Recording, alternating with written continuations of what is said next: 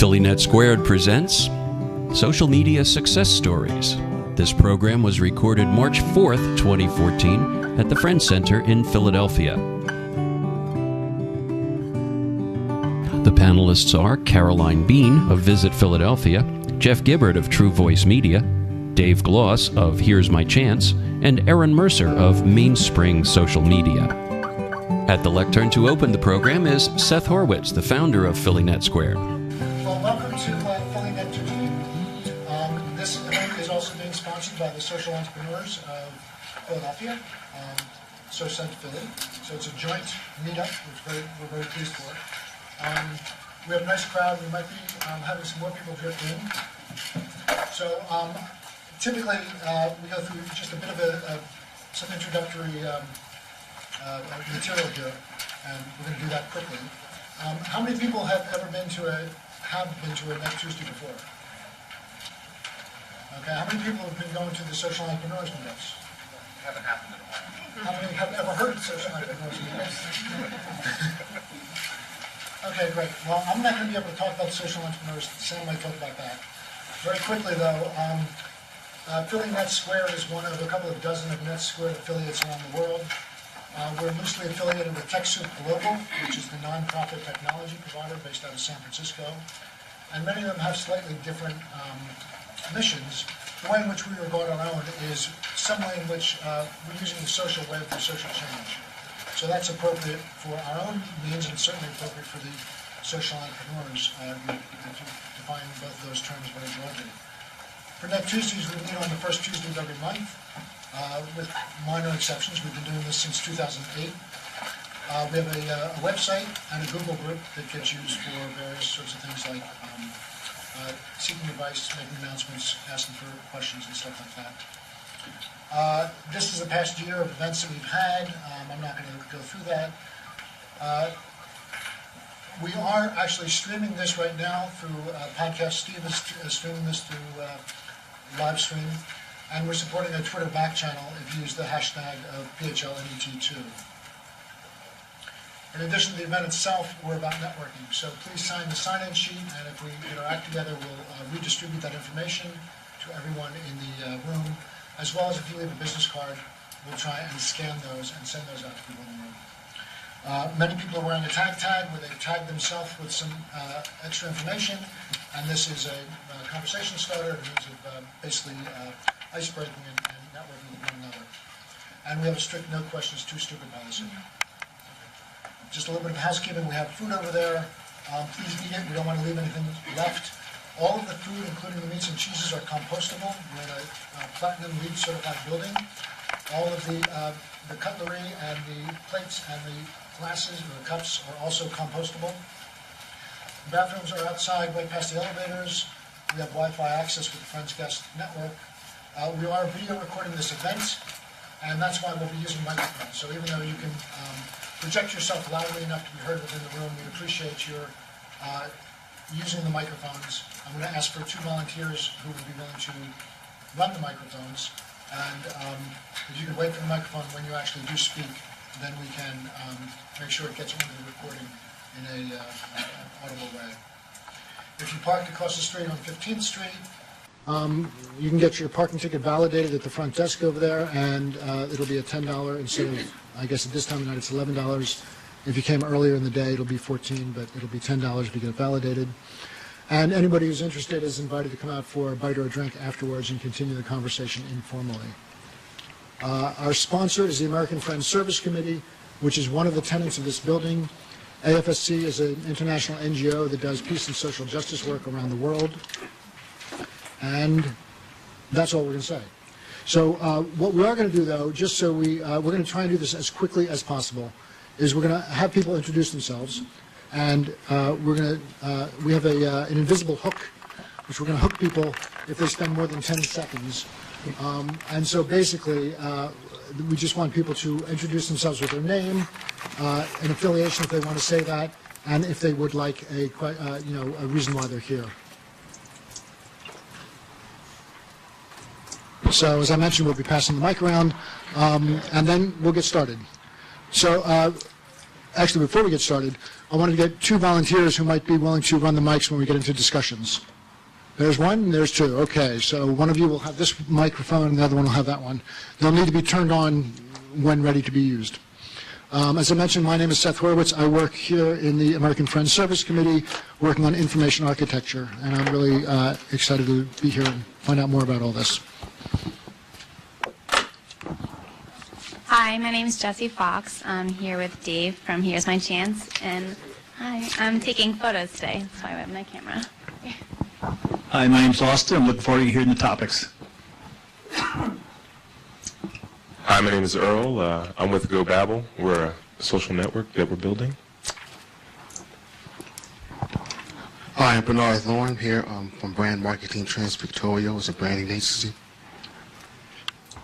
Hi, I'm Meg, and I'm just here to learn. Hi, I'm Sharon Torello from Local Arts Live. Hi, my name is Chris Beckstrom. Paul Glover, Patch Adams Free Clinic. Cynthia Martinez from Zinni Bakes Bakery. Elizabeth from AFSC. Kelsey Lagel, freelance web content writer and designer. Mike Fagans, PhilistStories.org storytelling site. Lamar Kendrick, regular Net Tuesday attendee. Ken Hemphill from Western Delaware County, SaveTheValley.org. Hi, I'm E. From way back, creative clothes refashioning company to share memories and tell stories. I'm Katie Krause from the AIDS Policy Project, where we advocate for research that would lead to a cure for AIDS. Hi, my name is Avi Satlow, and I run Avi Cares. Doug Bard, I'm with Kitchen Cred. Jonathan Burton from the Philadelphia Society for the Preservation of Landmarks. Krista Burkett, Mental Health Association. Kelly Offner, and I'm looking forward to hearing what the panel has to say. Cinzia Savignani, I teach at Temple, and I'm interested in educational technology. Sheena Townsend, I'm a business attorney and board member with the One Less Foundation. Denny Kesrell, I'm with Health Partners, which is a local not-for-profit HMO here in Philadelphia, and I'm here, first of all, to hear some social media success stories. I always like to hear what works, and also for their after, when we go out afterwards. It's one of my favorite things. It's one of my favorite things. Hi, I'm Jess Gamble, and I'm an artist. I'm also with a startup called Simple Post. Hi, I'm Marcia McInnes with Tech Girls. Katsia Nareka, I'm a graduate student at Temple University. Joe Rosato, I'm regular. I've been heading here for a while. Yeah, I'm going to actually do it. Okay, so I'm Podcast Steve Lubetkin. My company is live streaming tonight, and if you want to know about live streaming or any other kind of video, we can help you. Back to you, Seth. We got more? Oh, you guys don't count. Yeah, sorry.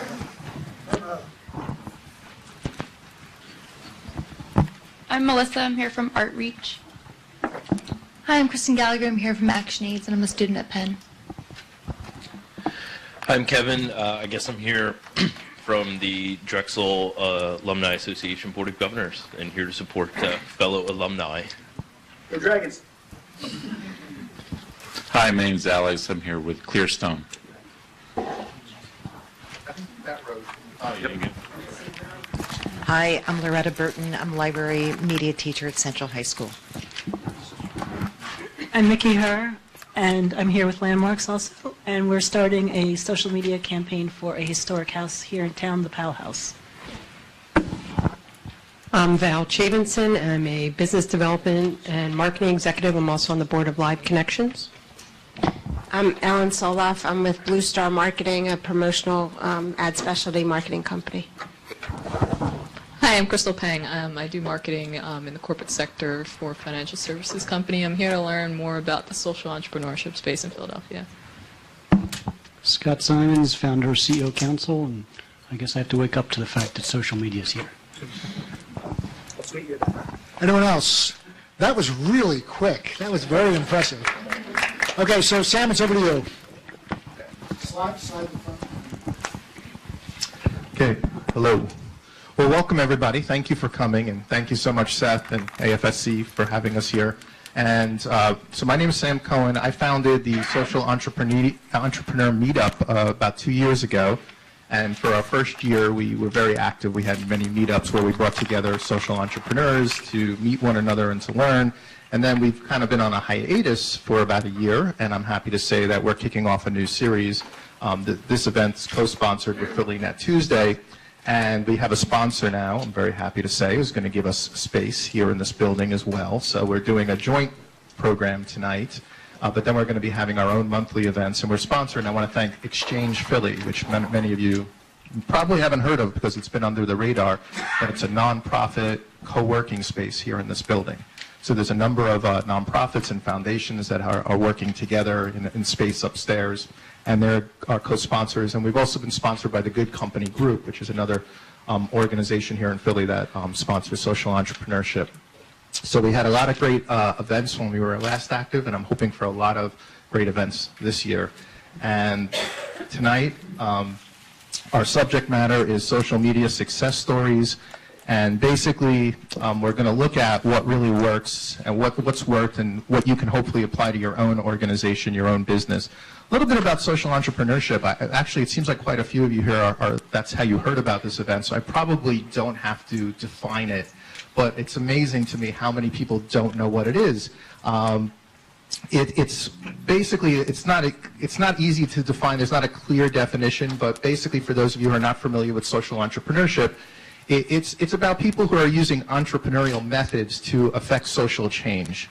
And often that means in business. You know, a mission-driven business that's also, it's for profit, but it's also for social impact. But nonprofits can also be social entrepreneurial and use methods. And even individuals, activists, or people who are starting organizations. Seth Horowitz, for instance, who started Philly Net Tuesday, is very entrepreneurial. He does this, he helps to put all these programs on without a budget, without even an official organization, yet they do so much great programming here. So this group is a grassroots group of people who are very interested in social entrepreneurs. Me, myself, just a little bit about me. I have a web development company. Previously, everything okay? Oh, okay.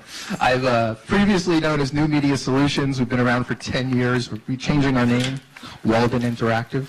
Never liked the original name, so I'm very happy to announce our new name. And we work with nonprofits and social entrepreneurs building websites, doing strategy, and doing design. And I myself have had a number of social enterprises of mixed success and not success. I also want to say thanks to Lamar, where are you, in the back, for helping me come up with the topic for tonight. I really appreciate that. And building this around social media success stories. And I really want to thank our panelists who you're going to meet in a second, who are going to, my goal for tonight is basically that you can all come away with some takeaways, some real strategies that you could apply to your own business, your own organization. Part of the challenge with social media is that it's constantly evolving, it's constantly changing, and it's really hard to know what works, what doesn't work, what to do, what to spend your time on, especially if you're a nonprofit or a social enterprise and you have limited resources. I found personally, it's so, what you should use Instagram or Pinterest or Facebook or Twitter, or, you can't do it all. And it seems like, personally, I feel like a lot of people go chasing social media in ways that they don't really understand. I've had so many clients over the years, say, build me a blog, we need to blog. And it's like, they don't even know what a blog is, and they don't read blogs, and it's just, there's so much misinformation out there, and so my hope is that we bring some people who have a lot of experience in this area and can share their success. I'd also like to give an opportunity for, we're going to have a lot of questions tonight, a lot of opportunities to interact with our panelists, and maybe if some of you have some success stories or some advice you would like to share for the other people in the room, hope to give you an opportunity to do that as well. So, without further ado, I would like to pass the microphone over to our panelists. So what I'm going to ask is if you can each introduce yourselves. I know a lot of times people kind of give a long introduction, but I think it's more interesting for people to talk about themselves and what they do and how they got there and what their experience is. So I'm going to ask if everybody just takes a turn first talking about yourself, what you do, and your relation to, particularly if your relationship working for your own organization or with other nonprofits or social enterprises. And then after everybody introduces themselves, I'm going to ask everybody to talk about a success story that they have and how they can apply that, how you might be able to apply that to your own organization. And then we'll open it up and have a discussion. Thank you. Hi, my name is Erin Mercer, and I'm the owner of Mainspring Social Media. I started out in the advertising and marketing business in the casinos. I started the social media program for the Golden Nugget. When I was laid off, I started my own company. We help businesses and organizations create successful strategies using creative posts, custom graphics, interacting with customers, contest offers, and lots of other creative ideas. In our first year, we won the South Jersey Magazine Best of Biz Award for social media marketing. And we have experiences with both businesses and nonprofits. Hello everybody, I'm Caroline Bean. I'm the Director of Social Media for Visit Philadelphia. We are an organization that works to promote domestic leisure tourism to Philadelphia and the 4 counties surrounding us. Our website is visitphilly.com, and we also have the blog youwishyouKnew.com that you might have heard about. And we are a nonprofit organization. We are partners with the city and the state, but we are not a government agency. And we have been working we have had a social media as part of our overall marketing mix since I would say 2005, 2006, when podcasts and RSS feeds and wikis all started, became the new words we were all hearing, and we've been integrating different social media platforms with our overall marketing ever since. Hi, I'm Jeff Gibbard. I'm the president of True Voice Media. I'm also the chief strategist. Too close. I work with companies in primarily highly regulated industries to design social media strategies that help them drive business results. So what that means is that I help them understand how not to be terrible at social media and how to actually not be good at social media, but instead be good at business and use social as their tool set. Hi, I'm Dave Gloss. I am a social entrepreneur, 100% through and through. But I did have a stint in defense contracting for a bit, which ended up putting me back into social entrepreneur when I saw too much of the stuff that we're actually spending our money on. I'm a co-founder at Here's My Chance. I don't know if you guys have heard of us. We're the producers of the Philly Do-Gooder Awards. We do some other campaign work as well, but primarily working with organizations that have a social mission, exclusively with a social mission, to design strategies, assets, campaigns, websites, infographics, anything that would be able to convey and activate a community around their mission. We'll work with them on that.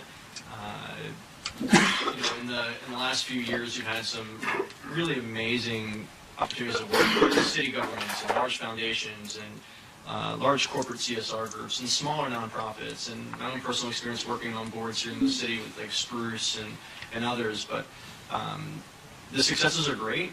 I'm more interested in talking about the failures, because that's where you're going to learn the most, and I think where your biggest successes can come from. So I might be a Debbie Downer today, but hopefully help you avoid a few things along the way as well. Thank you. And let's give a welcoming hand to our panelists who came here tonight on their own, totally volunteer effort to help out where they can. Dave, how about you start? And the success story would be great, or the failure story, I guess, is okay too. So I'll start with the success, because we're in the middle of it right now. So we're at Here's My Chance. We really believe in the power of visual storytelling. So video, infographics, pictures. When you're competing with large organizations with big budgets, you really can't spend a lot of money on ad buys and things like that. So impact groups really have to spend time on being creative and diligent and understanding who their target audiences are.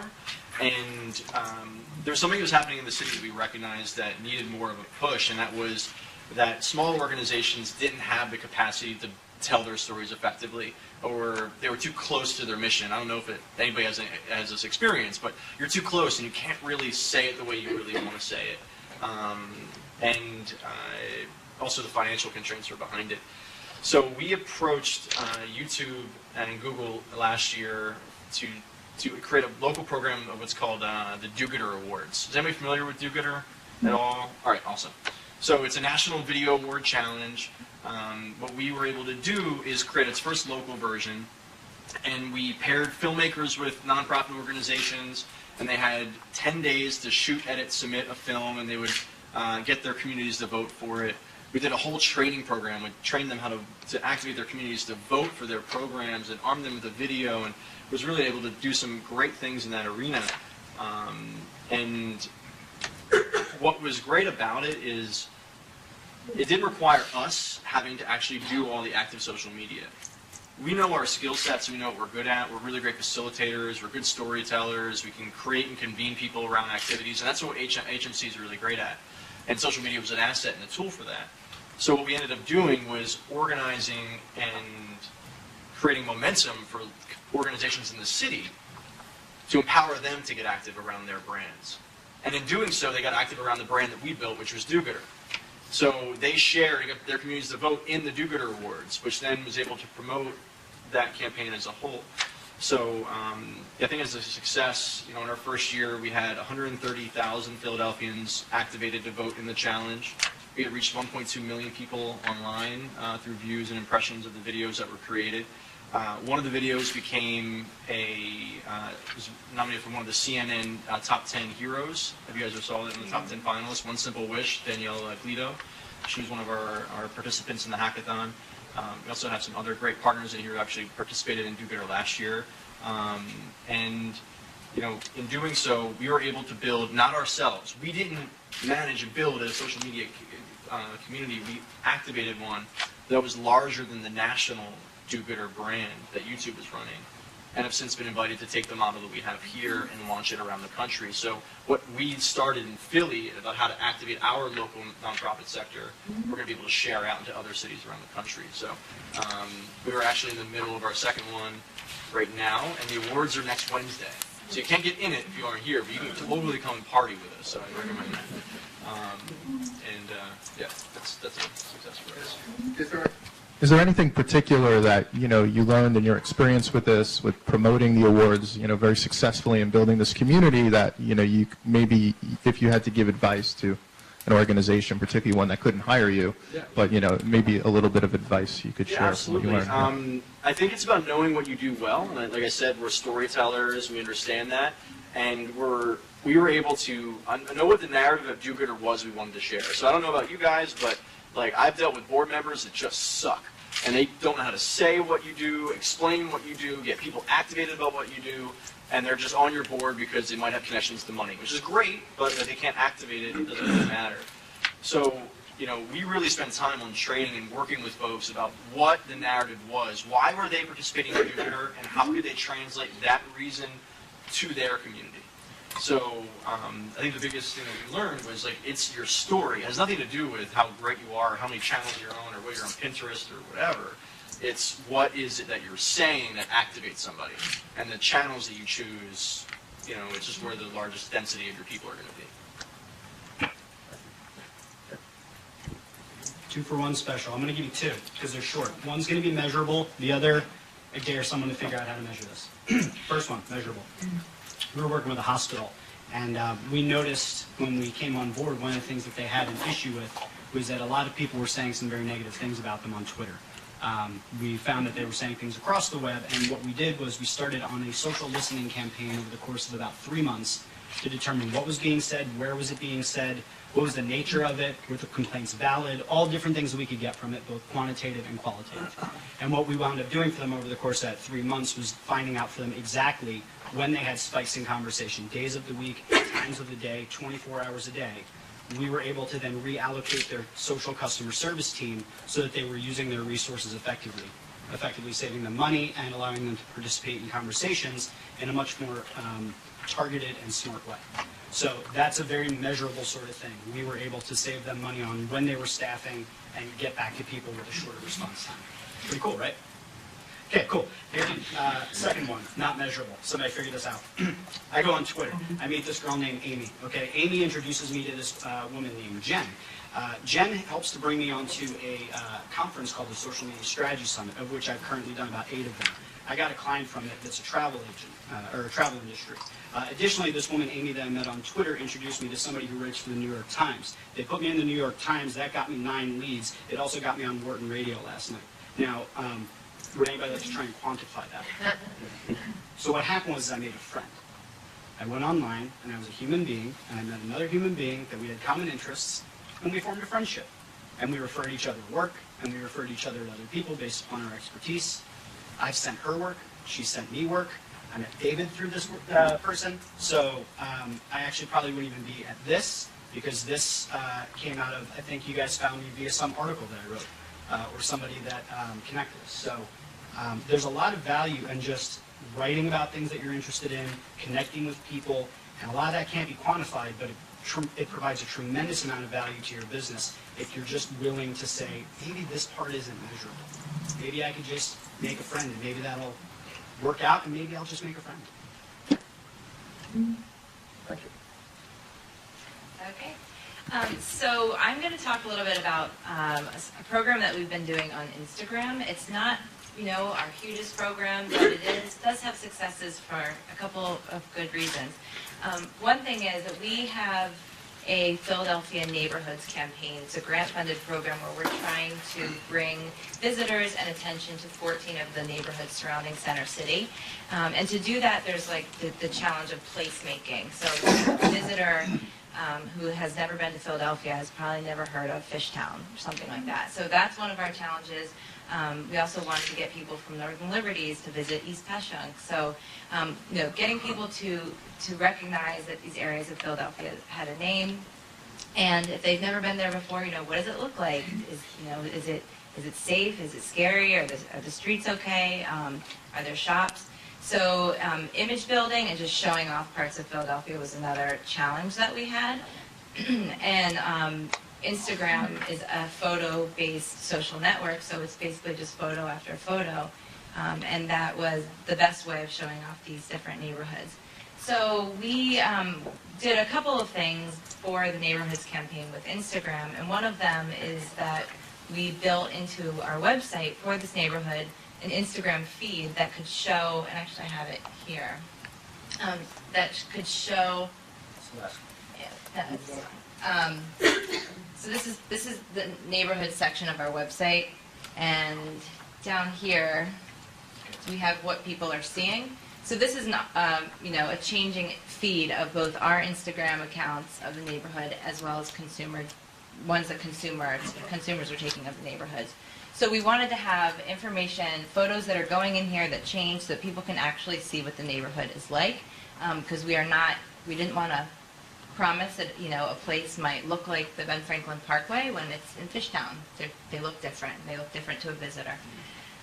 So that was one thing, is that we needed to create this feed, but we also just wanted to have a way of doing this placemaking, of naming. So to do that, what we did is we looked around to a lot of different people who have their own Instagram followings and have a great sense of place in their own Instagram accounts. And we hired them, or we worked with them as guest Instagrammers for the Visit Philly account. So we got a bunch of people together. We had found them, in the news or through recommendations or through our own Instagram use. And we got them together, explained to them the spirit of the project, and one by one we handed them the keys, basically the password, to our Visit Philly Instagram account.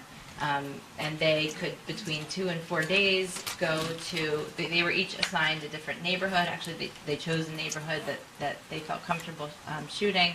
And they really had very loose guidelines from us. We did not review any photos, and they used our platform to take photos through their own lens, through their own eyes. And they hashtagged the photo that they took with the name of the neighborhood to get that placemaking part that we needed. And they also got credit for every photo, and they retained ownership of their own photos. So that helped us both get great photo content that was then fed on, through our website, things like that. But it also helped us leverage their following. So these were people who, they have fans of their own or friends of their own on Instagram. And to announce their guest Instagram stint, we created a graphic that sort of said their name, our name, and the dates of when they would be taking over our account. And they posted that on their account, we posted it on ours, and so we got the benefit of their audience on our account and vice versa. So we did that for 14 neighborhoods, but we've done it more than 25 times overall. And we have a waiting list of about 30 people that have asked to participate in the program.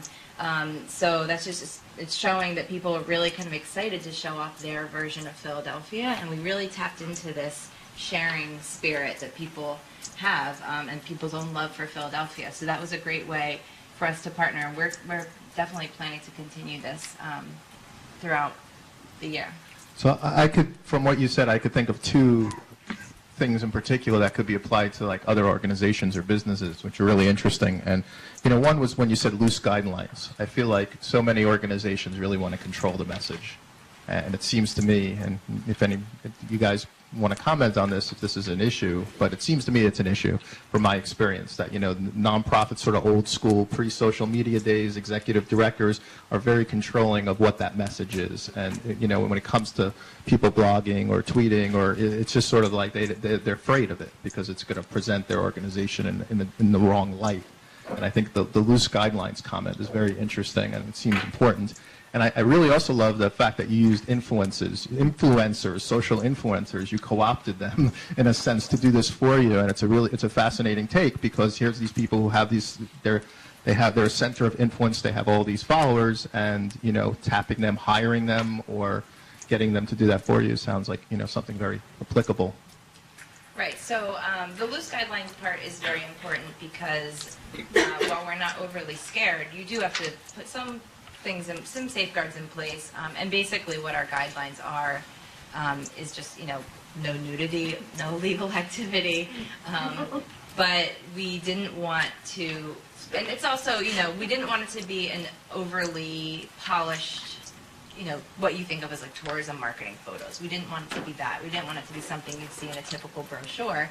We wanted it to be authentic, but at the same time, it wasn't photojournalism necessarily.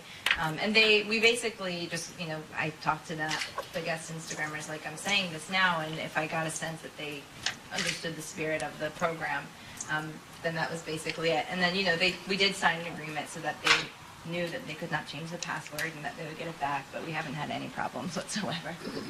Thank you. Can I just say one thing about guidelines? So a lot of the companies I work with are in highly regulated industries, and what I found is that even in industries where there's potential like hundreds of thousands of dollars of fines, if you want people to actually read your policy, you have to keep it straightforward and simple and in more of an encouraging language than in a discouraging language. So I like to think of it as the sandbox policy. You want to essentially give people the sandbox that they can play in, tell them that they can play as much as they want in that sandbox, but please don't touch the hot lava. These are the hot lava areas. Like if you're a hospital, HIPAA is like your hot lava. Don't go near that. So, but we try to keep all policies, no matter how big the firm, no matter how regulated, to like 3 pages at most. And typically we just try and do like a 1-page top 10 things not to do. So similar to what she was saying about like nudity or activity, keep it straightforward. Yeah, I was just going to say, if you are working with an organization that maybe is a smaller organization, not something that has so many corporate policies, but maybe it's literally a startup or you and somebody else. Basically, when it comes to guidelines, that whoever is taking over your social media, if someone is taking it over, make sure that it's an expert and that there is someone who is maybe a designated specific person. You really don't want to have too many cooks in the kitchen. You really don't want to let too many people be posting. You might be posting on top of each other, things like that. And a lot of people don't realize that there is small print in social media. Facebook has loosened it a little bit, but there are some things when it comes to contests, when it comes to what you can and can't post, copyrighted material. You know, you don't want to hand off your social media to someone and they post something called March Madness, and now you've done something that's copyrighted by, you know, this whoever does March Madness.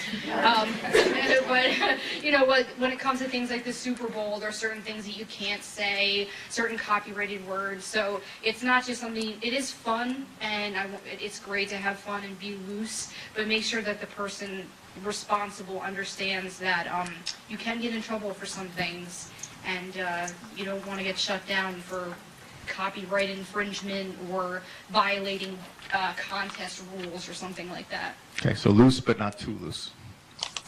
Have fun with it, but just understand that there is small print. Right. And you had a success story you want to share? Yeah. So we volunteered our services with the Cape Atlantic Literacy Volunteers, which is a group in South Jersey who does volunteer work with tutors for literacy groups, and they had an annual holiday gala, and what we did was we did a small scale campaign. It was about 2.5, 3 months, and what can be applied to maybe some of your organizations is kind of the same thing that she was saying, but more towards events, where a lot of people, we like to focus on using your sponsors or donors as leverage by discussing mutually mentioning each other. And what we did with the Cape Atlantic Literacy League is they had donations by businesses. They had a silent auction. And usually with those, you have a decently large amount of businesses that are participating. And a lot of these businesses can get value by being mentioned that they donated something to you. It shows that they care. It shows that they're part of the community. And you, by if they mention that they donated a basket or a trip or a gift certificate or something like that, when they mention you, then your event, your gala, your fundraiser, whatever it may be, is now being advertised to their audiences at no cost. So you can do this by actually speaking with them about mutually mentioning them, or by getting a list of donors and their donations, finding them on social media, whether they have a Twitter or a Facebook, and tagging or mentioning them, and then with the hope that they'll do the same thing back with you. I've done it both ways. It is a lot more fulfilling and successful when you actually reach out to them and talk about, look, I'm going to mention you, I'm going to mention what you donated, I'm going to, thank you for this, and then they would in turn do the same back to you. So if you have a lot of businesses out there that are active on social media that have made a donation, you can potentially tap in to a lot of their audiences, and if they're willing to add your address or where to get tickets, you get a lot more people that way. Thank you. Yeah, and just a personal one as far as my own experience with, one of the things I did recently with a client that was, I thought was surprisingly successful was with a foundation. They were holding a contest. And in the past, we built a voting mechanism where people could submit ideas and the winner would get some kind of prize. And we built our own voting mechanism. And this year, so let's just use Facebook likes. Let's say, basically, let's let people like it on Facebook. And it was that viral power that, so here people submitted an idea, and now they had to get votes, and instead of just using our own homegrown voting system, we used the Facebook like system to rank the submissions, and now every single person was sort of invested in this organization, so they would go get their friends to like their submission, and then everybody who liked it shared it with their Facebook network, and it just grew and grew and grew, and we had an enormous amount of traffic and new people exposed to this organization and what they do. So the power of contests is really shocking. Another experience, one of my clients is Penn Medicine, and we built a social network for Penn Medicine for people to submit ideas to make the organization better. They have 20,000 employees. And to tell you the truth, it kind of fell flat. People were not using the system. And then they turned it into a tournament instead of just like this ongoing idea incubator. Let's make it a tournament. Let's get a lot of hype about it. Let's get people excited. And we got over 1,700 ideas and over 100,000 people voting on these ideas. So, you know, one of the lessons you always hear about social entrepreneurship is being lean and the ability to pivot. If something doesn't work, you know, you find out what does work and be able to change your direction. That's one of the things you hear all the time. And in that case, what we tried failed. But we tried something else, and it really took off. And I think having that ability to sort of pivot based on what people are responding to is really key.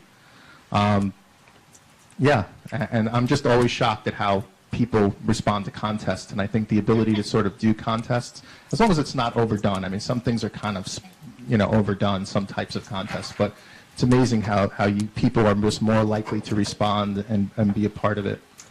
So what I'd like to do is ask the audience if anybody, where's our mic runner? Okay.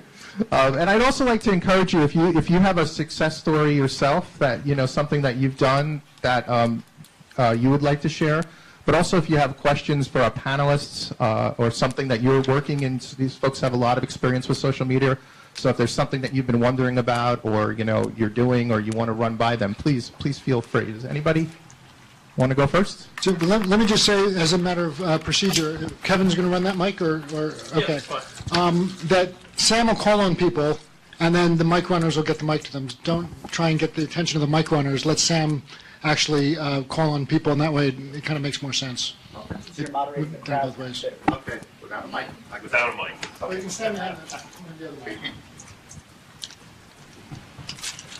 Oh, in the back.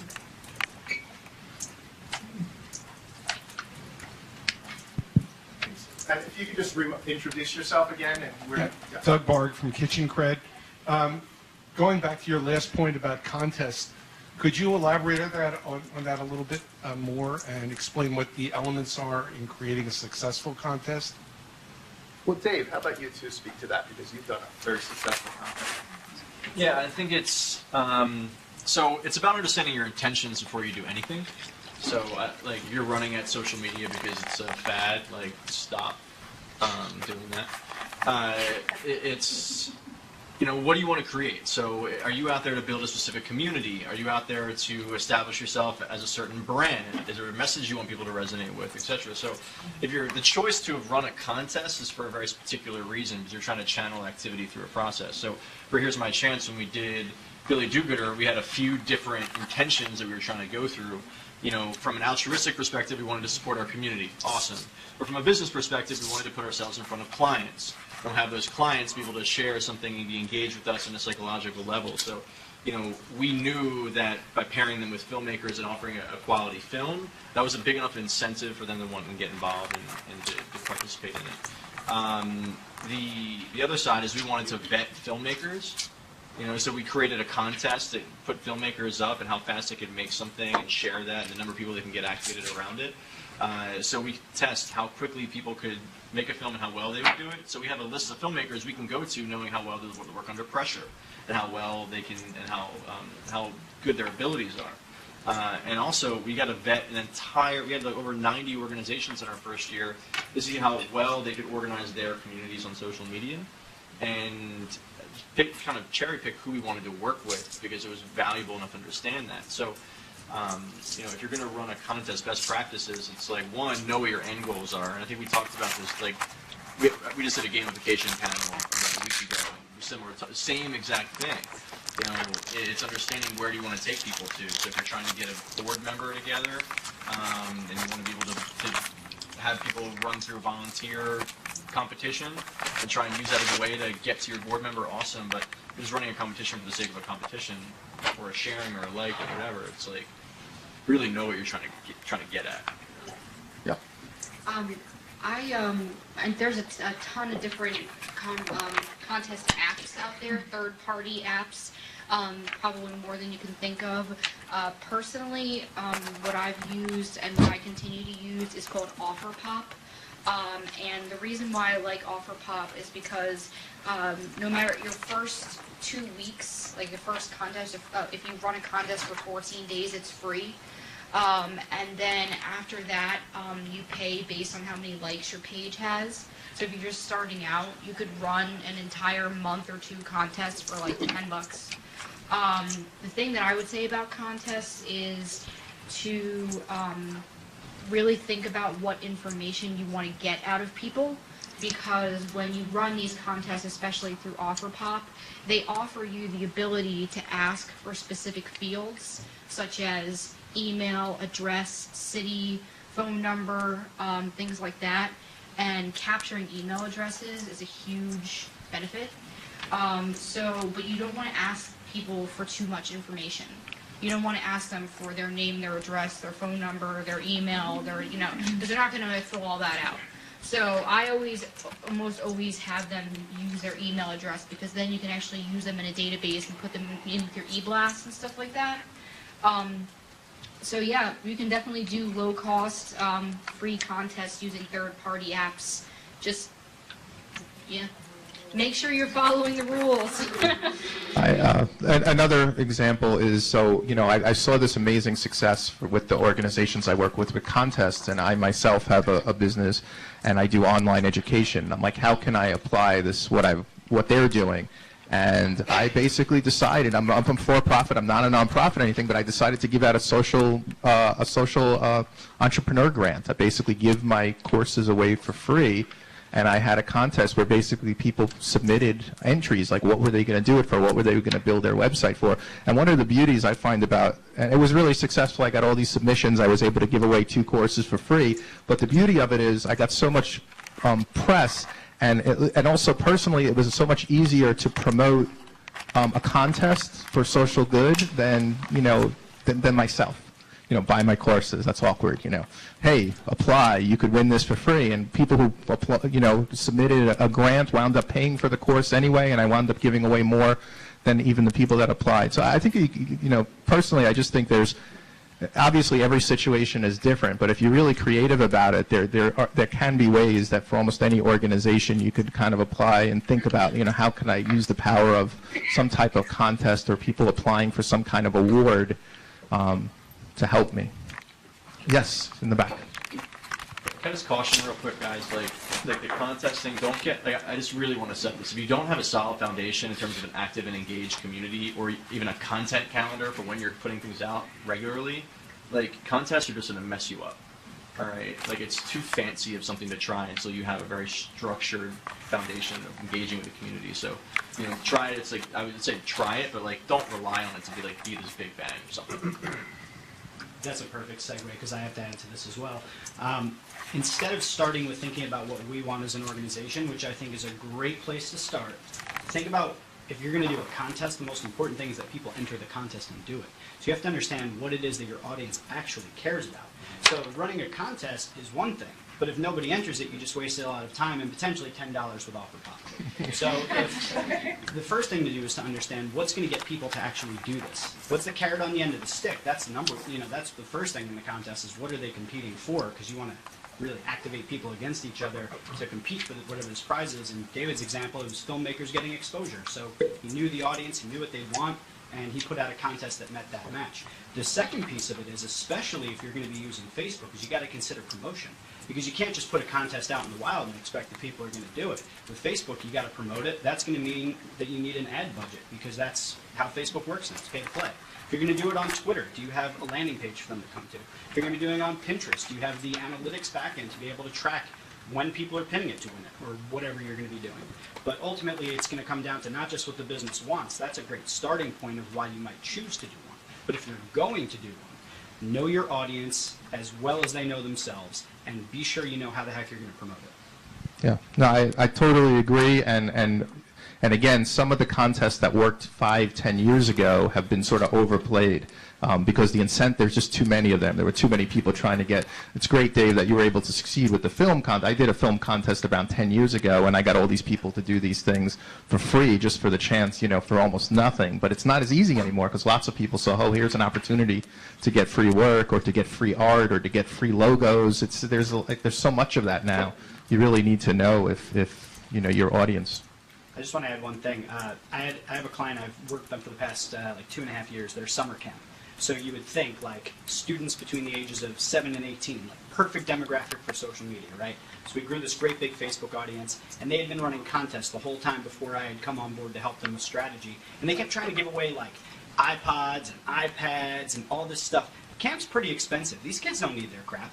So I walked in and I said, they don't want your stuff. They want status. So why don't you stop trying to give away stuff and give them what they really want, which is recognition amongst their friends. And when they started shifting their entire tactics around putting certain kids up on pedestals for their activity and for their involvement, it changed the entire game for them.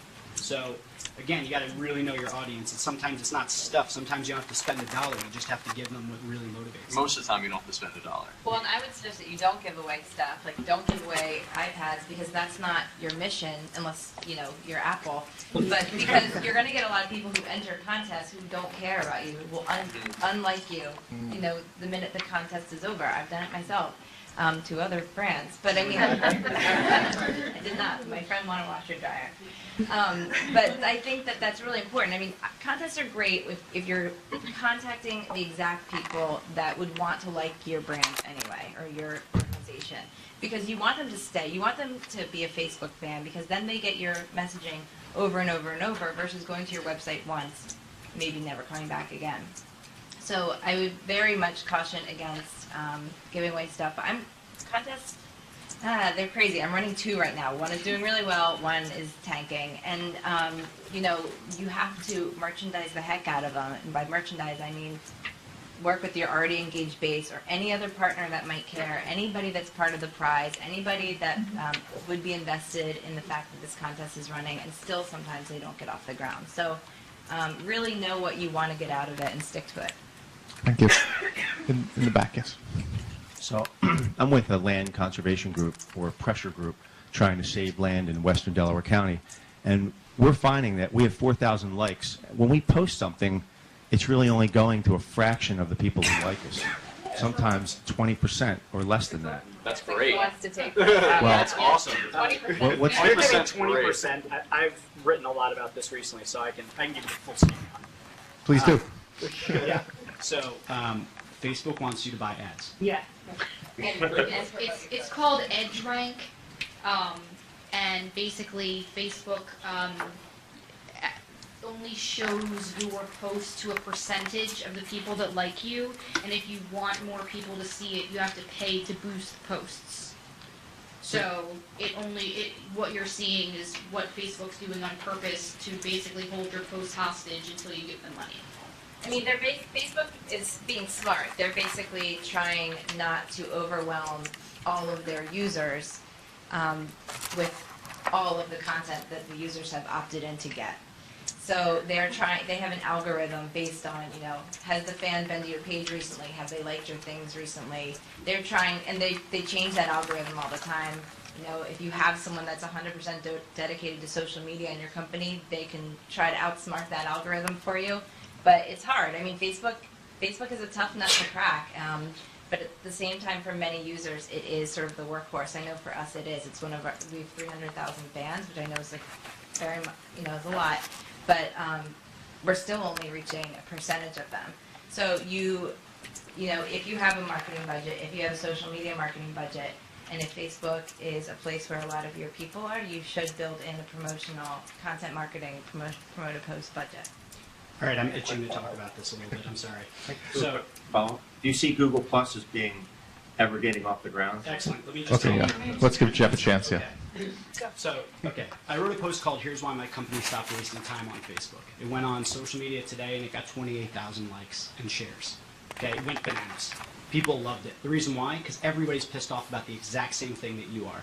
And I actually don't think Facebook's being smart, personally. I think they're being idiots, because what they're doing is they're taking the Facebook page that you've worked and spent money to acquire likes, they're giving you a double taxation. They're basically saying you're going to pay to acquire fans, and then you're going to pay to reach them.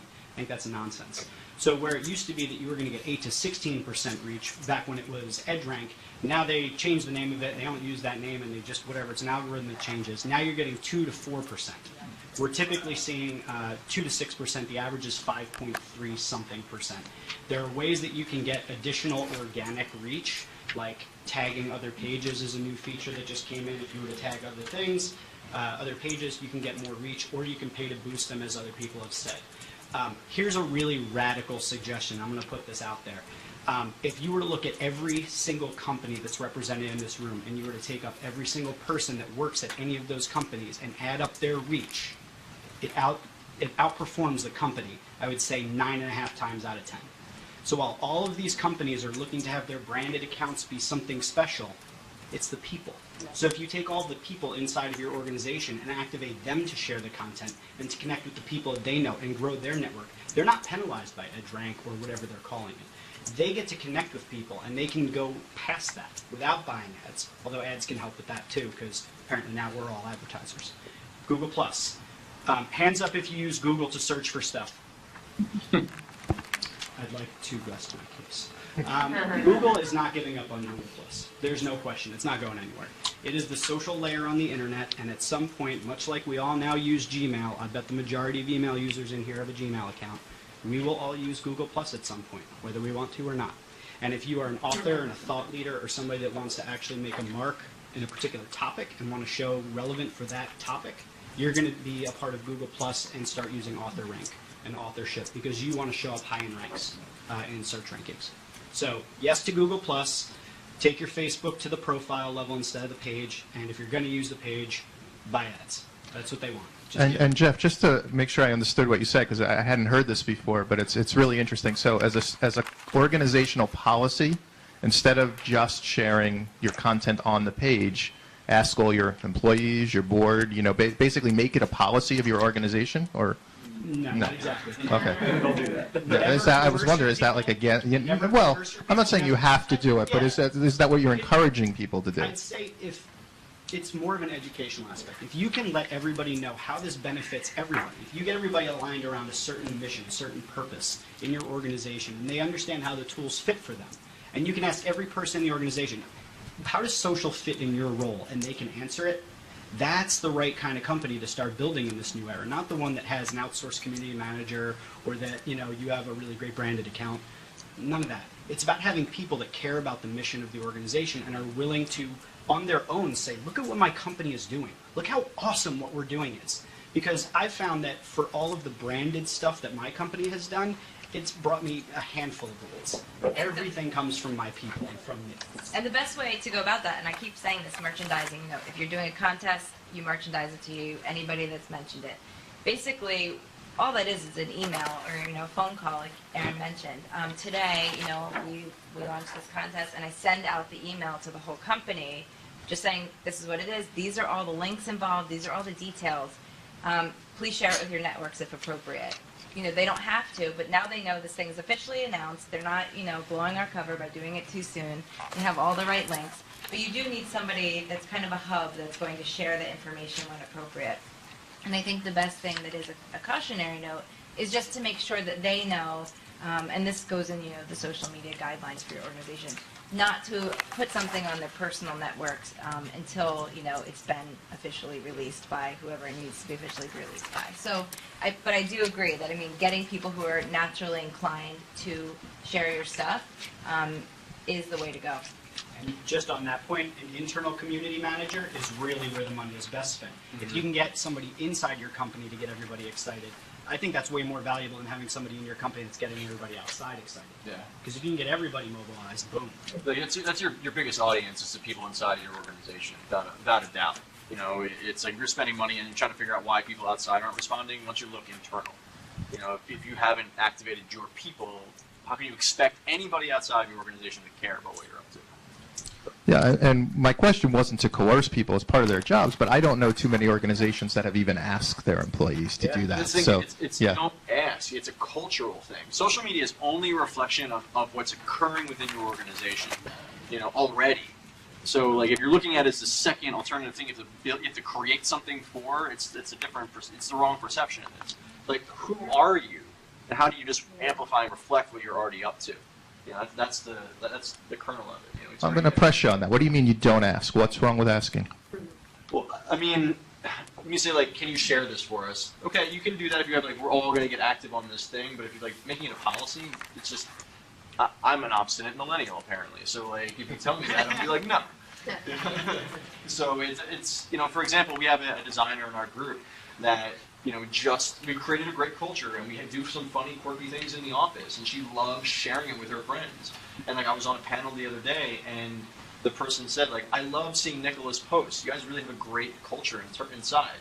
I don't ever ask Nicola to do that, but we create things that are like shareable to her internally, that create that culture of wanting to share. One thing, I just recently worked on a pitch, because I am the director of social media, but I always have like my PR hat on in the back of my mind.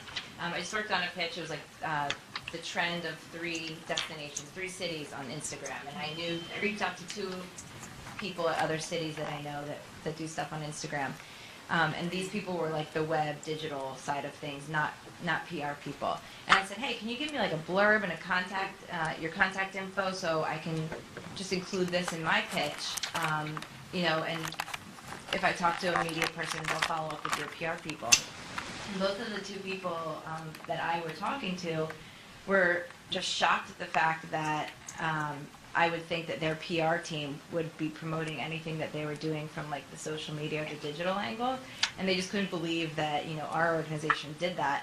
But I think that's such a miss. I mean, why would you be working in a vacuum that way, or that your PR team, who's like supposed to be communicating on behalf of your organization, wouldn't know what you're doing on the web or on social. So I think that there's just like has to be this internal communication that is happening before you go outside to your social networks. So really, I mean, so much about what good social media is like kind of building blocks of communication and how you work internally. Thank you. She has really wanted to ask a question for a while. Spiky dog. It's got a battery Can lane. people hear me? Is anything happening here? So I'm going to speak more loudly because I'm not sure this is working. So as a person who runs a nonprofit organization, I just wanted to speak to contests briefly. So there are lots of things that companies can get out of contests, but if we look at the nonprofit side, sometimes, there are naive nonprofits that churn and churn and churn and do a huge amount of, jumping to try and reach or win contests. I think of the Chase contest as a classic example. I know an organization that spent tons of time that they really should never have done, and probably never will, won it,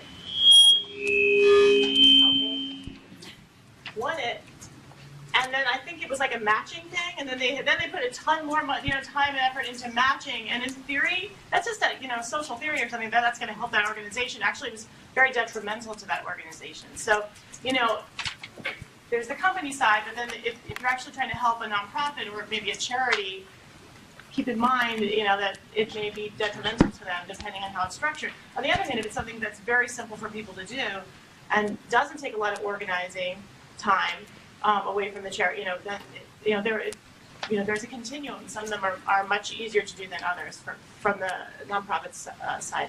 That's all. Thank you. Yes. It's made up for working. Thank you. My name is Yi. I'm doing a startup called Reback. That's a creative company that refashions people's own used clothes into bags and accessories.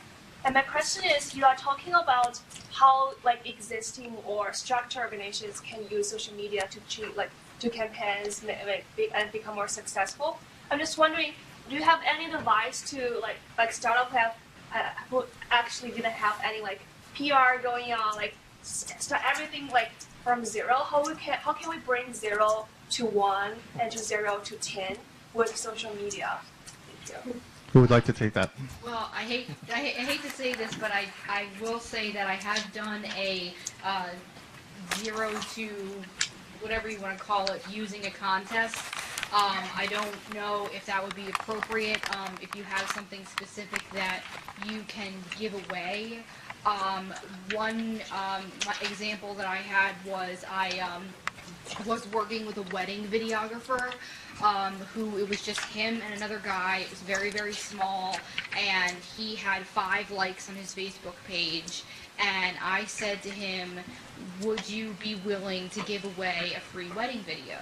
And he said that he would. So what we did was like one of those like show us your bling contests where we had local people post pictures of their engagement rings and get their friends and family to vote. It was more like engagement stories, like how they got engaged and how sweet it was and stuff like that.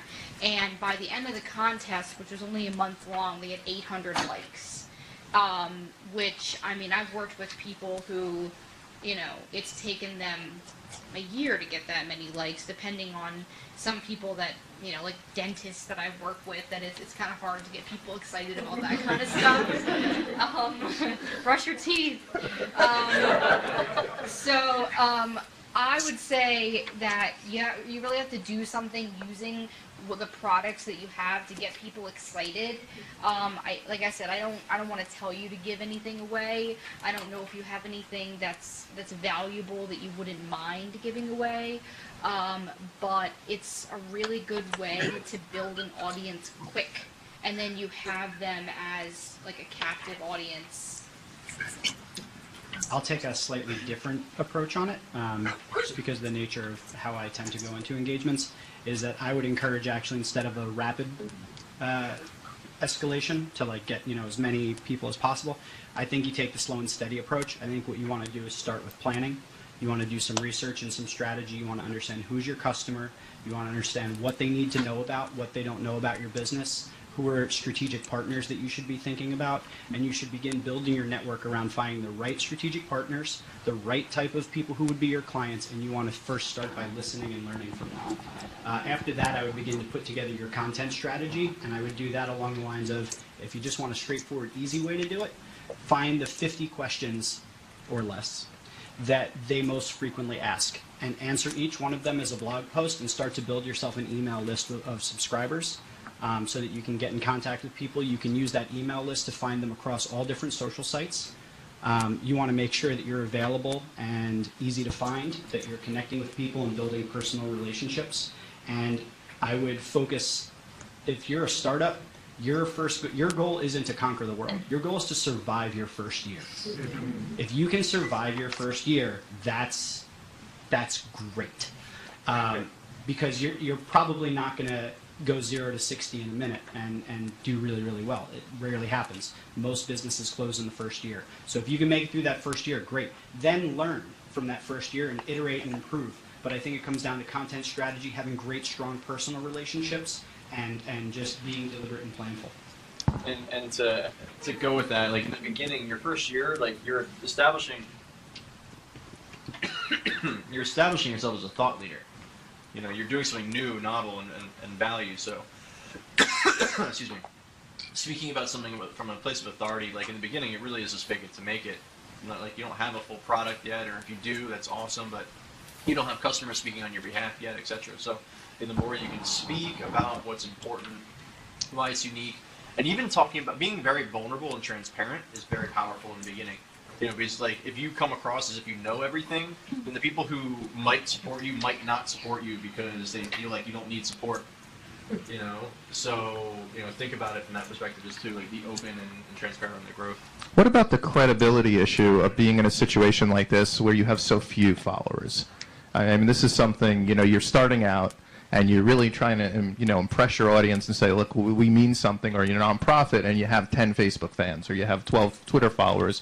I mean, is that a concern? I mean, everybody's got to start somewhere, but at the same time, you know, when the credibility is so important, what do you recommend in that area? Well, I look at you know, the restaurant Pizza Brain in Fishtown. They started, you know, tweeting and everything before they had a brick and mortar location, and they just were so on message. They were reaching out to all the right people through Twitter, and everyone was following them. I think they even might have gotten on Good Morning America before they had their store open, because they were just making claims about themselves and really staying true to like those claims. And I think, like Jeff said, it was like, you know, they were just at it. Like I saw like 10 tweets from them over a period of weeks before I finally paid attention. I was like, okay, is this for real? Like, is this the world's only pizza museum? I mean, they were just they worked their angles and they worked their relationships. I think it's just slow and steady.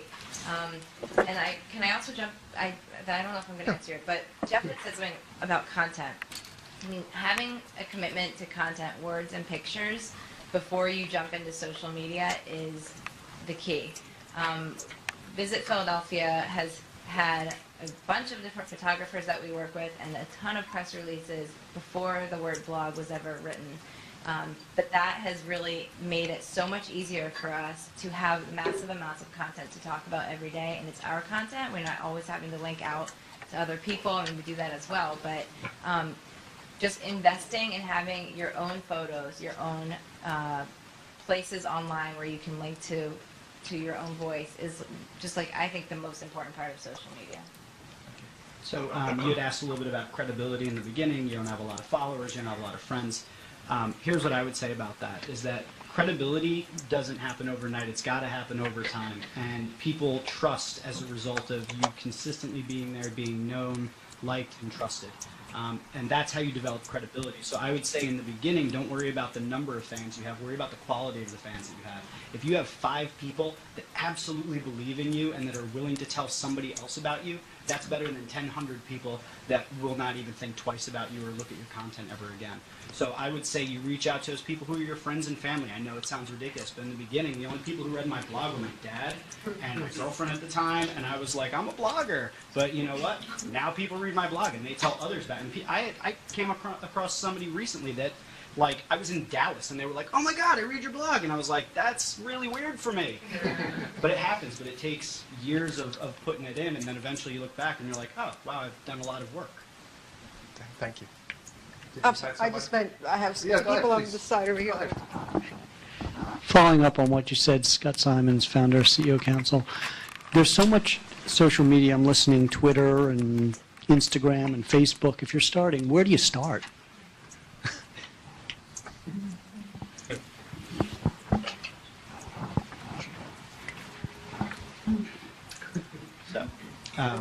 A picture will go up there in a moment, but I think don't think about platforms. Stay away from thinking about platforms, because it's very easy to get sucked into, I need to be on Facebook, and I need to be on Twitter, and I need to be on Pinterest, and Instagram's really hot right now, and oh my God, Snapchat. I'm overwhelming you, aren't I? Don't think about that. Think about activities and think about people. So this is a diagram that I use to illustrate what I think social media is all about. There are 5 things you can do on it, and I have never found another thing you can do besides these 5 activities. You can listen, you can create content, and the interplay between them gives you engagement.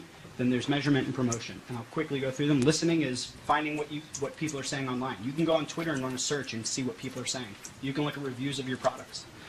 Content is blogging, it's putting photos online. Engagement's talking with people. Promotion's advertising, and measurement's finding out what works. So if you break it down to that, it makes it a little easier, and I'm sure that's probably overwhelming for you too. But once you begin to look at platforms through the lens of what they enable, it makes it a little bit easier, because you have to think about what's the business problem I'm trying to solve, right? So if people are talking negatively about your business and you want to shift it to positive, you have to listen to find out where they are. You then have to create content to help shift that sentiment and engage with them so that they begin to like you more. And you measure it to find out if it's working. So this is how I look at it, but I would start with business objectives.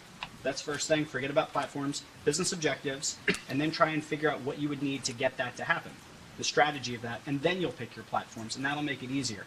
I wish there was like a silver bullet, easy way to answer it, but there's tons of resources online. I can provide some links afterwards that make it a little easier to get what things are all about.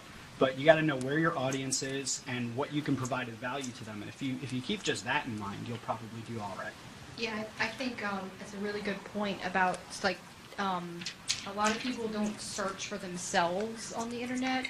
I always, for all of my clients and myself, I have Google Alerts set up so that anytime anyone mentions me or any of my clients, it emails me and says, like, an article was written about you, or you were mentioned on this site, or whatever it may be. And you don't have to get as fancy as something like Hootsuite. I mean, like, we use Hootsuite to manage like 20 different companies, but what he was saying about searching on Twitter, you can go on Twitter and you can type in your business or organization's name, and it will show you any time you've been mentioned. And then you can see what people are saying, and if they're talking about you a lot, if they're not talking about you at all. If you go onto Twitter and you search for yourself and nothing comes up, then maybe that's not where you should start, because nobody seems to be having a conversation about you on there. So that's true. Search for yourself. See what people are saying. Positive or negative, you deal with it as it comes. It seems like you also have to look at the people on your team and what they will enjoy doing or what they will be forced to do. Again, it's like if you have an executive director or somebody who's always wanted to be an op-ed columnist or just loves to write, I mean, you could take advantage of that. There are certain platforms that just aren't, I mean, this is my experience anyway, that, you can't you can't make somebody do something they don't want to do. And I think it's sort of an assessment of who works at your organization and your business and what they would enjoy doing and where that fits in social media. It seems to me that that's an important factor, because somebody at the end of the day has to really want to be doing this. So. Yeah, somebody's got to do it, and you got to tie it to whatever your business goal is. I mean, if your goal is to sell more stuff and your tactic of doing it is to go on, I don't know, MySpace, you're probably not going to do it. Pinterest is probably good, especially if your audience is female. Instagram, if they're younger. You got to figure out what people use and what your goals are. Yeah, Nicole, and then, yeah.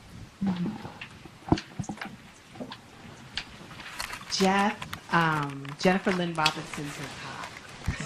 So I wanted to bring up the point about why I started on social media. My company is Newman Networks. I have about 3,000 people on LinkedIn, another 10,000 on Facebook. Because it's me and somebody else, I wanted to stop making cold calls. So the objective was to find people who wanted to buy my product or services quickly and easily, so I wouldn't have to go through 10,000 people and make phone calls. So that's what keeps me going 15 minutes a day, just to find out who will call me as opposed to me calling them. So that's what my business objective was.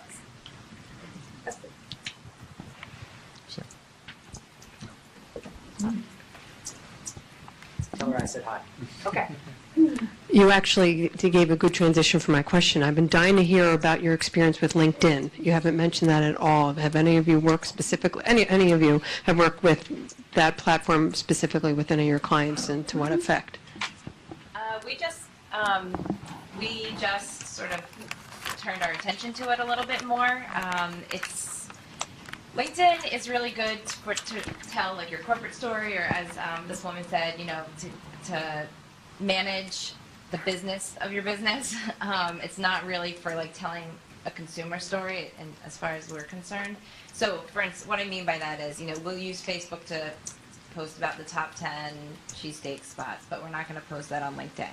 LinkedIn is more, we've hired this person, or here's a new trend in the industry, and here's our take on it, that type of thing.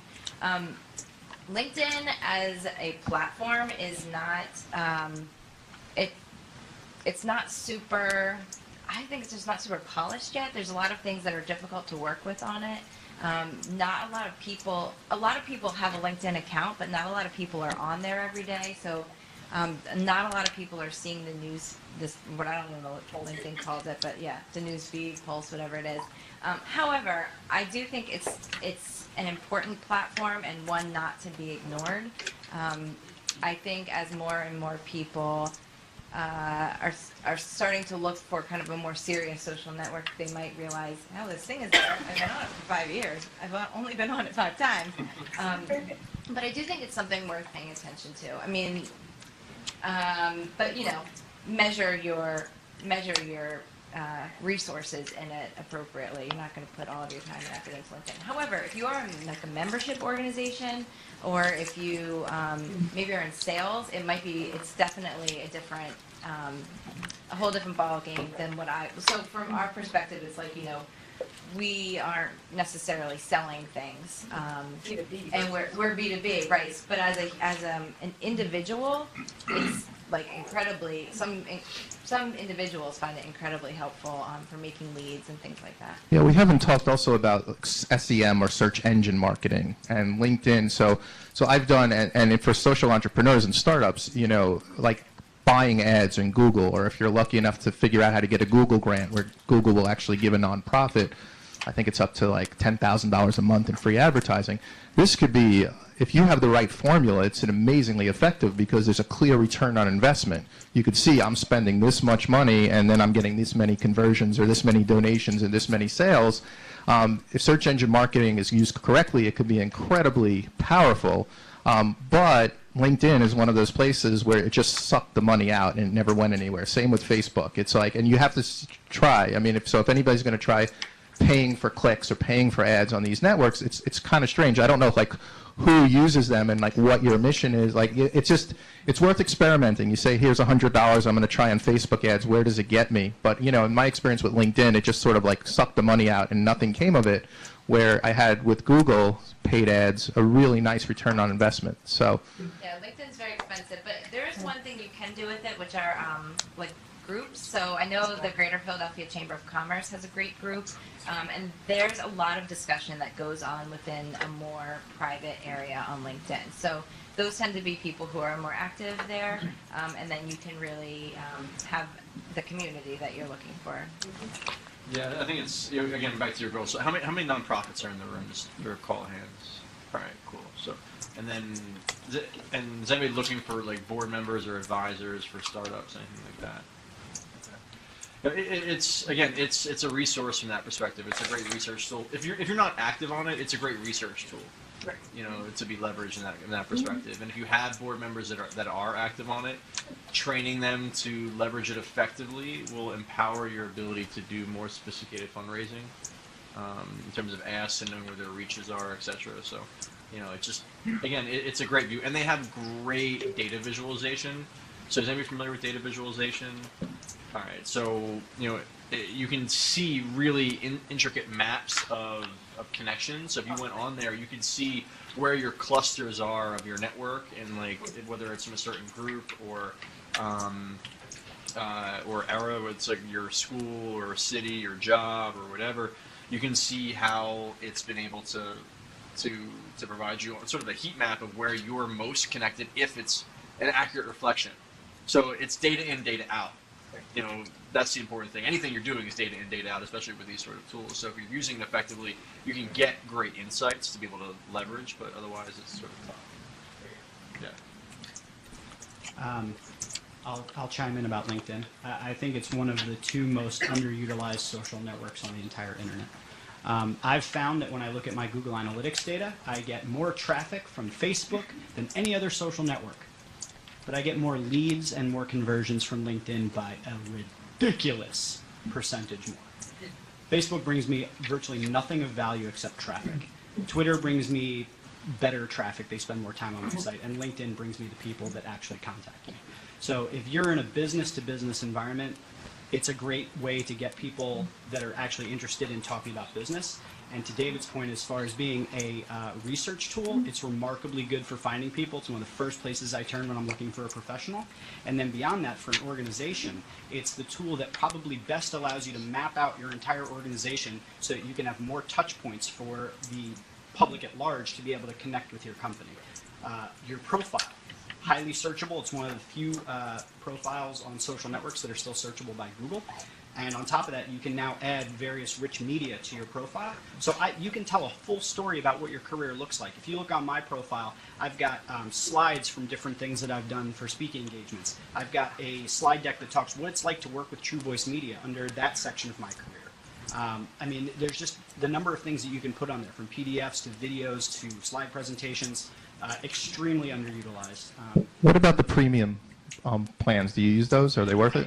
I do, but I don't think it's necessary for most people. I do because, I mean, I'm a geek, man. I'm at some next level of nerdery. So I use it for its full features and full functionality, but a lot of people will not. I'm using saved searches. I'm doing really advanced searches. I'm looking for people with certain titles, and you know, you can't really do that without the premium package. I just did a big audit of other destinations who are not only have like a filled out LinkedIn profile as a company, but also who actually do updates, and it was ridiculously low. So I assume that's probably similar across the board, that there is this like untapped place where you can be doing more of your business communication that you should be doing. They also they own SlideShare, so if you are trying to be a thought leader, it's basically kind of almost like a PowerPoint online that you can easily flip through on LinkedIn, and you can. That's a very shareable tool, so it's its own kind of social network. So basically, if you have a point of view on something, that's a place where you can be that thought leader. And then they have all sorts of other tools that they are rolling out. I forget what the latest showcase page is. Pulse, yeah, Pulse is like a news story that's news. How would you describe that? It's basically like a Flipboard or Zeit competitor. It's an aggregator of news, and then they just launched their publishing platform. They just opened that up. So beyond just the thought leaders they originally invited, now anybody can publish on LinkedIn. And I think that's actually going to be a huge move, and it's going to change LinkedIn for people. Because now you can be a thought leader on a platform that already has a network. So definitely don't miss that. Also, you can visualize how you're connected to people. So let's say anybody in this room, I could probably use LinkedIn to get a connection to, because I probably have a second-degree connection to almost everybody in here. And when you're looking to make a connection to someone that might be professionally valuable, LinkedIn's the best tool for that, because you can see how to actually get to them. Hey, can you introduce me to so-and-so? Yes. I was just going to chime in on LinkedIn. Overall, I am not a heavy social user, as you describe it. LinkedIn is probably what I use the most. And I come from a conservative company. I use it as a professional validation tool. I mean, if people are coming up and saying, oh, you should talk to this guy, he's great at social media, or they're a great person for business strategy, that's a quick way to look at that person and evaluate them. If there's, for example, social media marketing, I'm looking at the skills and endorsements up there. If a ton of people are endorsing that person for that skill, odds are they have it. People aren't in the business of lying on LinkedIn. It really is, for professionals, probably the most used. I hear that person's pretty smart. Yeah, I would definitely say for looking for and posting jobs, it's been the most successful for me. Whether my clients are looking for jobs or if any of my friends or colleagues are looking or posting jobs. I've posted jobs for clients on Facebook thinking people will, even if it's something like we're looking for a dishwasher or something like that, thinking that it'll get a lot of shares and the company will get a lot of calls, and it hasn't really gone anywhere. But people are very trusting of LinkedIn when it comes to professionals, and if you have a profile and it's well made, that you're qualified. They definitely trust you more, I feel. One more thing, just to add. When you sign onto your home screen, you've also got this nifty little area right here. So who's viewed your profile? So to the point of not doing cold calls, why not just look who's interested in you and call them? It's not cold anymore. They've already looked into you. Isn't that a premium feature, though? Is that? No, it just limits it when you're not premium. Okay. That's actually probably the reason above anything else that I pay for premium. I want to know everybody that's looked at my profile. Interesting. Anyone else? Yes. We're Go Babble. I probably don't even need this. My voice goes. Oh, okay, all right. We're Go Babble. My name is Earl. We're building a social network, and we haven't gone live yet. We're looking to go live very soon. So, actually, all of you may actually be able to, since you're this is a social room. You guys can actually get social on our network. But my question is that when going live and coming right out the gate, what is your initial move when trying to engage a community or build a community? David Welsh, you said something like, I guess, having a story to tell. What would you do initially, right out the gate? And if someone in the audience has experience with this and they have an answer for that question, please, we could ask the audience as well. But let's start with Dave, because. So I have a question in return. What is Go Babble? Okay, so it's actually a social network that takes social media in an area and builds a community right there. So everything going on here within a mile to 20-mile radius, we pick up, and send that to your cell phone. And we can actually, so you can kind of see what's going on in that area. It's very similar to Tinder or Craigslist, but for social media. And so we actually take another feed, which we call our Go Babble feed, and it's like a big post board. It's like a big forum. You can just talk to the people in that area based on your location. So that's basically Go Babble. So you're talking about two different things here in terms of what thing I'm hearing. So like in a past life, I worked for a VC company, and we launched a lot of products. So this is a product launch question versus sort of like a social media question. Right. So, I guess from a value proposition perspective, who your target audience is that you're trying to go after? Well, we want everybody, but who is the user that cares about people in a specific location? Like, is it for conferences? I guess you could say companies.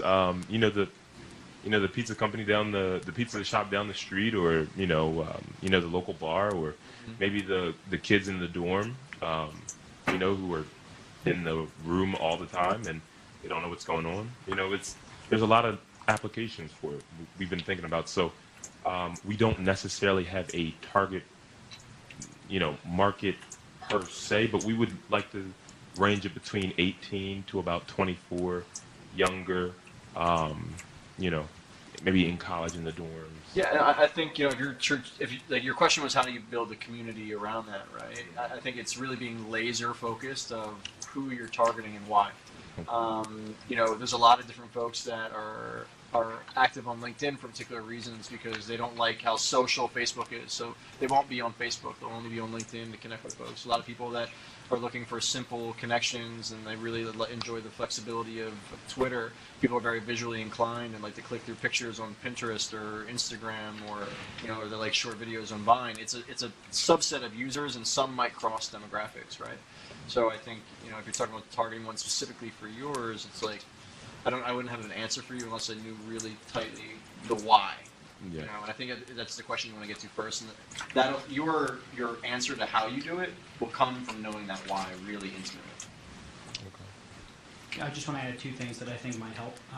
I completely agree with everything David said. Just to layer on top of that, I would say if you want some inputs that may help you, I'll give you 3 different inputs that you should look into. One, look up the idea of growth hacking. It's the entire idea behind how a lot of these social networks are able to grow so quickly. You should read the book Groundswell if you haven't read it. It'll identify the 6, and now I think the updated version has 7 different behaviors that exist online. And then the final one, what was the final one? I forgot the final one. I didn't write it down. No, it's going to be dry. Another book. There's another book. I'm probably just going to interrupt at some point and tell you what Contagious is a good one. You should probably read that too. Crap, I forgot the Pew Internet Studies. Go look on Pew and read it. Everything, and figure out if you can identify what the behavior somebody would do with your network, and then the age groups and how they use different technologies, you can have a general idea of who you're looking for.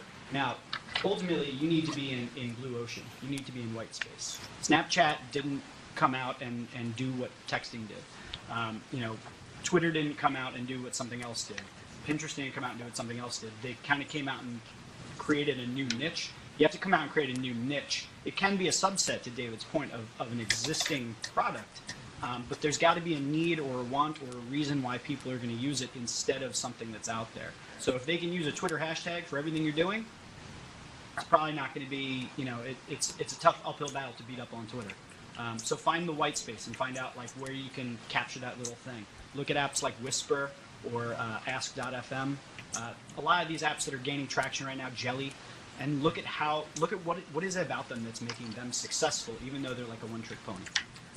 I'd like to, a question that came up, sort of changing the topic here, but it came up on an email discussion before this event, was, and it's for nonprofits, and if anybody in the panel or in the audience has had success with this, it's, turning followers into engaging them as donors, as board members, as volunteers. It's one thing to have a lot of followers through social media. It's another thing altogether to actually get them involved with your organization. So if anybody would like to speak to that, some success they've had in turning followers into engaged, into donors, or in some other way supporting the organization.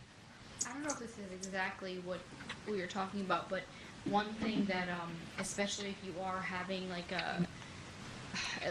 an event or a fundraiser or anything like that, is pre-establishing a hashtag and familiarizing people with it, because that way they have something to follow, kind of what we were talking about in the beginning. If anybody were to be using that hashtag right now, everybody in the room would be able to follow that and know what each other in the room are saying. So it's kind of like a central point where everybody meets. So if I say I'm at the Friends Center and you say I'm at the Center for Friends, and you say, you know what I mean, like we're not all really hearing what each other has to say. So if you really want to engage people, that would be one way to. Well, I'm basically talking though about getting them to go from online engagement to real engagement. Yeah, I guess that's more the question. So there's, have you heard of it's a jargony term, but it's called the ladder of engagement. Jargon. Is everybody familiar with it? Yeah, exactly. That was great. So the ladder of engagement, you're literally trying to get people to climb that ladder. So, we all started, let's take our example here, right? So, like, somebody got you here. How did you get into this room? Either you talked to somebody about it, you saw something, that was your first engagement on that ladder of engagement. You saw it and you're like, oh, I'm going to try it out. Maybe you clicked on it but never actually came, and ended up clicking on it and getting reminders. So now you're engaged, right? But you didn't actually decide to go, but you kept getting reminders over time because they were consistent and they were active and they were sharing. All right, and then you're like, okay, maybe that topic interests me more than the last one, so I'm actually going to go. So now you're in the room. You just climbed another rung on that ladder. Now, like, you don't know, and this is what we did on our gamification side, you don't know you're actually being channeled through something, but the folks who are organizing it do. They know that a certain percentage out of 100 people are actually going to see it, and then maybe 50% will click on it and come check it out, and then maybe 10% will actually walk in the room and say the whole time, and of that 10%, one person will maybe follow up and ask for a lead or whatever it is, to get more involved in the community, become a board member, a donor. So I think it's, knowing what are those inflection points that you want people to walk through. So social media is a great way to keep people engaged in between major inflection points. All right, so if you're a high-touch organization that has kids on site and you want potential prospective board members or funders to come and really become a board member or experience the land trust or whatever it is that you're trying to get people connected to, that's how you share and get them going through it until you get them to finally commit to come out and to feel it and to be engaged and connected with it.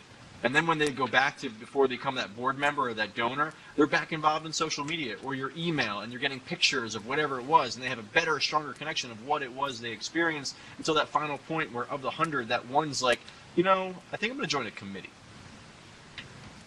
And that's how it takes. And it's about a year, sometimes shorter, but at least expect about a year in that time frame to really build that out. Is that? Yeah. Thank you. Yeah. So I'll just contribute to it real quick. I think here's what I would do if I was a nonprofit. If I was a nonprofit, I would focus less on social, and I would focus more on building my email list. And I know I have a social business agency, and I'm all over Twitter and everything, but your email is where you're going to convert. So I would focus most of your Facebook, your LinkedIn, everything you're doing on getting people to your email list. Make that a lot of your calls to action. If you post 10 things, 2 of them should be subscribed to our newsletter. That's probably a bad rule. Don't follow that. The other thing that you can do is that if you do build up a Facebook page, one of the things that you can look at is in the Facebook Insights, start looking at what your demographic looks like. Who's actually liking your page? Is it 18 to 20-year-olds? Is it, I forget the gaps that they have. It's 24 to 35, whatever it is. If you figure out what are the spikes, what are the areas that you're getting the most engagement, you should probably start thinking about how you can use Facebook targeted ads to go to those people and make the ask. And think about the position in life they're in. A lot of universities make this problem where as soon as I graduated from my MBA, they're asking me for like $1,000. I'm like, bro, I just paid you $70,000. So Wrong time. So think about it. If you're a nonprofit and you want to get somebody who's 22 involved, ask them for $100. Ask them for $50. And give him ask a him for t-shirt. 25. And give him a T-shirt. Damn it. Give him a T-shirt in his size. Don't give him an extra large. I'm a tiny I don't guy. want a gala ticket. I want a T-shirt. I don't want to go to a gala. I want a T-shirt. So that's one thing. The other thing is that if you are building your email list, Facebook has started offering you the ability to do lookalike audiences, which allows you to find people who aren't connected to you, but look alike to your audience. They're going to be in the same interests. They're going to be the same age. They're going to be the same demographic categories. So you can actually target those ads again with the right messaging, the right ask to the right people. You probably want to ask the people who are, CEOs and CFOs for probably a little bit more money if you want to get them involved. But the best thing is get them off of social to your website where they can learn more about you, maybe download something, and they can join your email list, because the email is where you're going to always reach them. You don't got to pay for it. You can just send the email, and you'll see how many people open and click. Yeah, I'm so glad you said that, because I look at websites all the time, and it's amazing how difficult it is on so many sites to find the email list or to join. And when I collaborate with other clients who have paid a lot of money for big social media firms, that's what they tell them. I mean, this is the kind of stuff when they say implement a splash page. So after someone's on our site for 20 seconds, something pops up and says join our email list, or make it front and center. There's such a good return on investment with an email list, and it's so important. Yeah, and just another thing to think about, you don't have to always ask for money. It could be get involved. It could be leave us a testimonial. That's marketing material that you can use in printed materials on your website. Think outside just how much money are people giving me, but also what can you get in terms of their emotional capital. What's the value you're creating? I think social media is such a great opportunity to create value for your constituency. If they don't care about you as much as you care about you. All right, so just get that into your head. You're one of bazillion things that they're thinking about during their day. Squirrel. Seriously. And it isn't just about attention span. It's also you have an engaged community. You don't have a donor base. All right. You have an engaged community of people that are connected to you and have an affinity to you because you created a moment or you created a moment or something for them of value. All right, so keep giving value. If you know your average demographic is going to be women between the ages of 35 and 55, and they are primarily stay-at-home moms or whatever it is. I'm not trying to it's something really important to recognize. Okay, what do you want to serve them? Stereotypically, maybe recipes or whatever. What is it? If it's going to be teenage guys who are ages between 15 and 19, they're on that.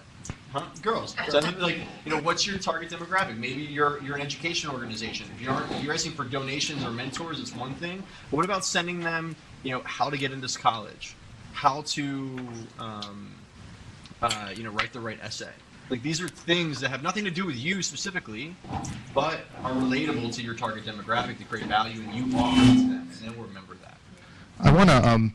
I'm going to wrap things up soon, but I also want to give people an opportunity to sort of connect in person, because that's usually what the best parts of these types of things. So, folks could kind of go up to each other and mingle and talk.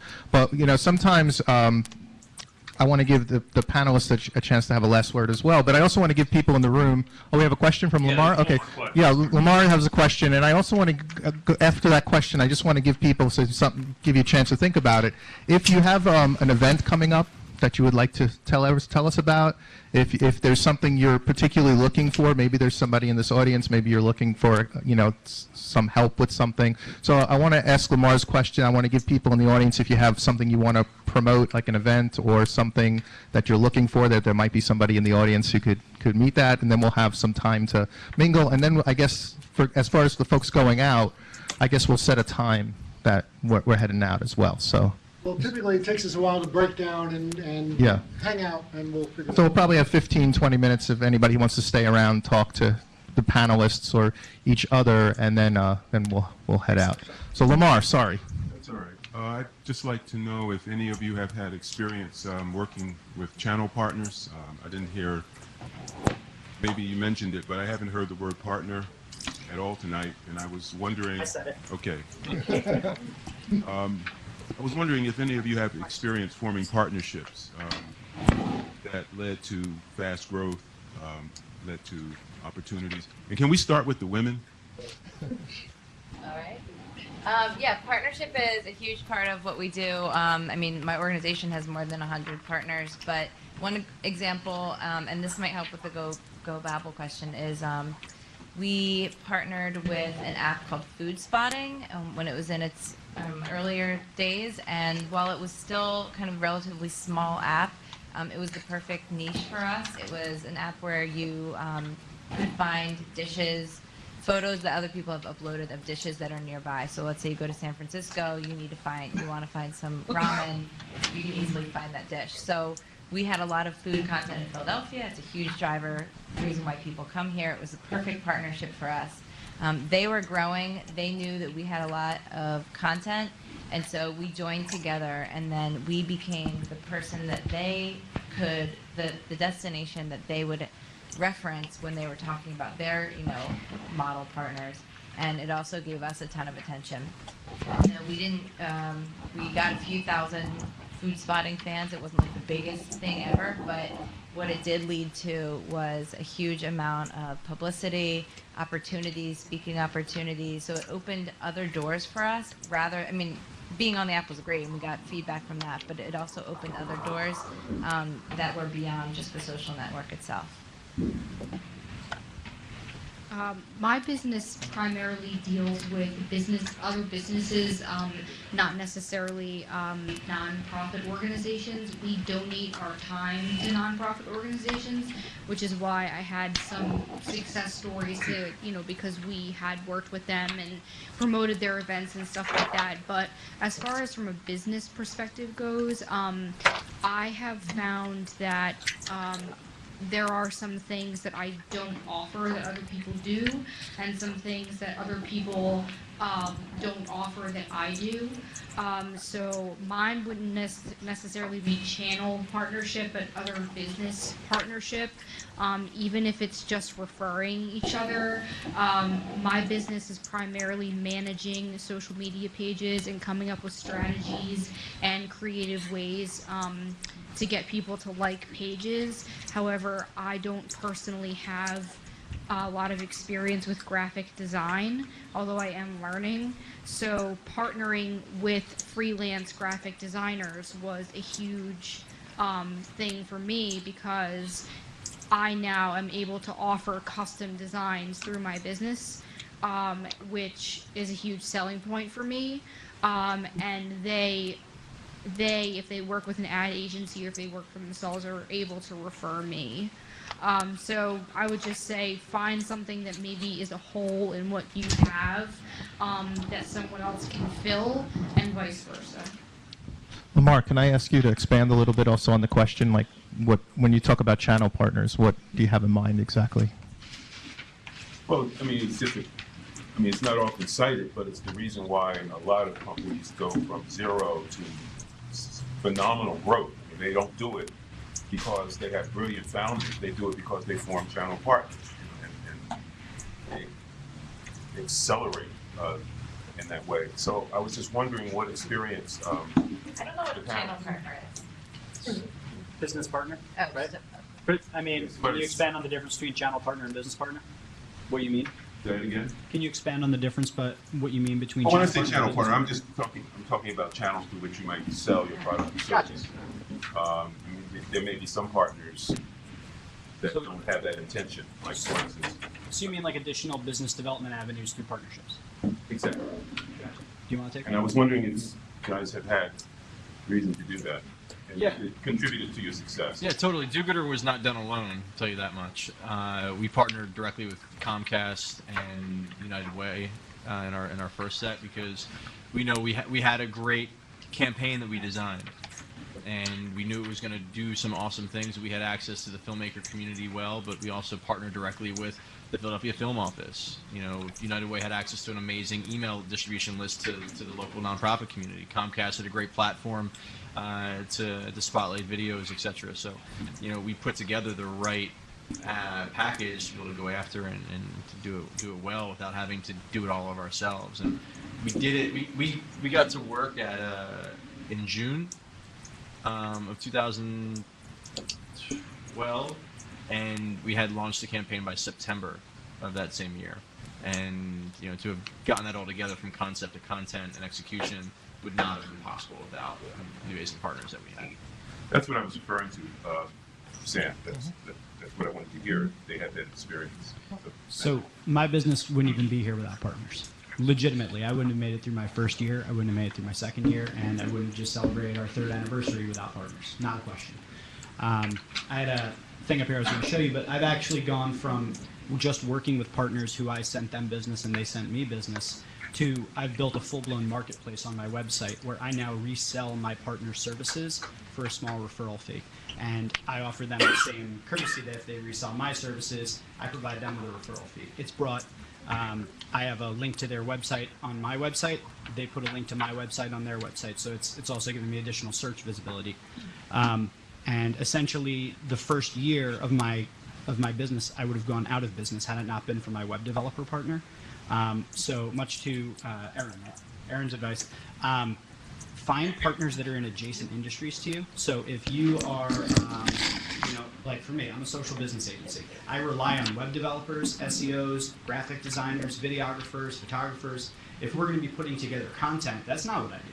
I mean, I have a background in film and photography and things, but I don't want to do that. I want to think for a living. So that's what I do, and I find specialists who love what they do, and then we feed each other work, and they don't try and do what I do.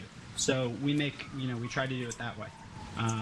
So if you get a chance, go to truevoicemedia.com/marketplace, and you'll see I have partners by every category, and I resell their work. truevoicemedia.com/marketplace. Or you can just Google Jeff Gibbard, 25 pages of results. Drops the mic. One last thing that I want, thank you, Jeff. One last thing I just forgot to mention that, some social media outlets, you might seem like, how can I describe this? Meetup group is a really good example of something that I think organizations could take advantage of. Because if you look at a meetup, it actually seems at first, here's this service, how am I going to get a meetup? But one of the things you might not be aware of is that everybody who signs up for meetup, when they say what they're interested in, if you start a new group, they're going to email everybody who has that interest. So when I started the social entrepreneur group, I had 150 members in a couple of days. And I've often said to nonprofits, I haven't seen it actually applied, but if whatever you do, Meetup could be a great outlet. I think it costs like $12 a month. If you have a topic that people want to meet around, I mean, that's such a small price to pay to organize a group and to get people together. So, it's just another tool that I think for certain organizations, starting a Meetup group, letting them do that promotion for you so people who have expressed an interest in that topic learn about your group and potentially join. It's a really good, it could have a really big benefit. So it's just something I wanted to mention, and it's the only reason this group could exist, because otherwise I could market it and I couldn't have brought people together like this. +1. Yeah. Like. Anybody have any announcements or yes? Where's the mic? Can we? Oh. We dropped it already. Hi, my name is Kristen Gallagher. I work for ActionAIDs. It's a nonprofit in Philadelphia, and we have an event April 24th. It's called Dining Out for Life, and you can go to, we have about 90 restaurants right now in Philadelphia, and if you go there on the 24th, 30% of the profits go to ActionAIDs. Like I said, we help people with HIV and AIDS, so please come out. Thank you. Thanks.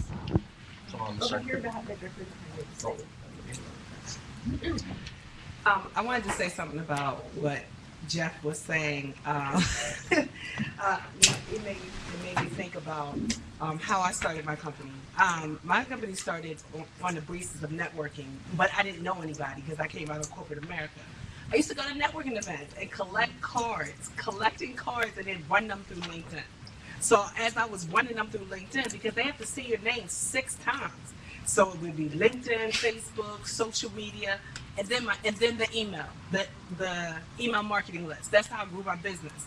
But I was on LinkedIn one day, and somebody I met at a networking event said, I'm getting ready to open an entrepreneurship center. I have 3 days to get it done. So I emailed him back and I said, how can I help you? And he said to me, come down for a meeting. So I came down with an accountant. So I do marketing, she does accounting, and he hired us both on the spot.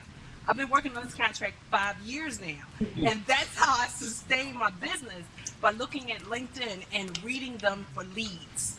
I think not enough people read LinkedIn and read their homepage for leads. What Twitter does is allow you to search on keywords, and I can't wait until Facebook can do this, because then I could look for leads in a certain category.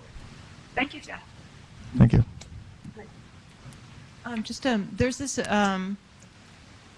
back end to something called Nation Builder, and if you're a small organization, you can pay like $50 a month, and you convert your website to this Nation Builder, and it automates a huge amount of prompts everyone who comes to your website to tweet things that they see, to Facebook things that they see. It tracks your fundraising.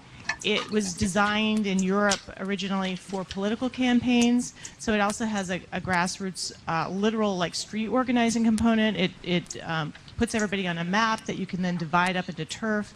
Anyway, it's very hard to explain. It's very extensive. It's very cheap, and it automates a lot of social media. Not that you don't have to think behind it, but it helps sort of prompt things automatically. So anyway, Nation Builder. Very hard to explain, but worth looking into. Thank you, yeah. That explanation. Anyone else? An event, announcement, thought? Yes, I'm Val Chavinson again. I'm on the board, as mentioned, of Live Connections, which is a 5-year-old nonprofit offshoot of the World Cafe Live venue over by 30th Street. And if you're not familiar with the organization, it's this unbelievable organization where we provide innovative music education for underserved populations, for kids that actually come to our facility in Philly and Wilmington.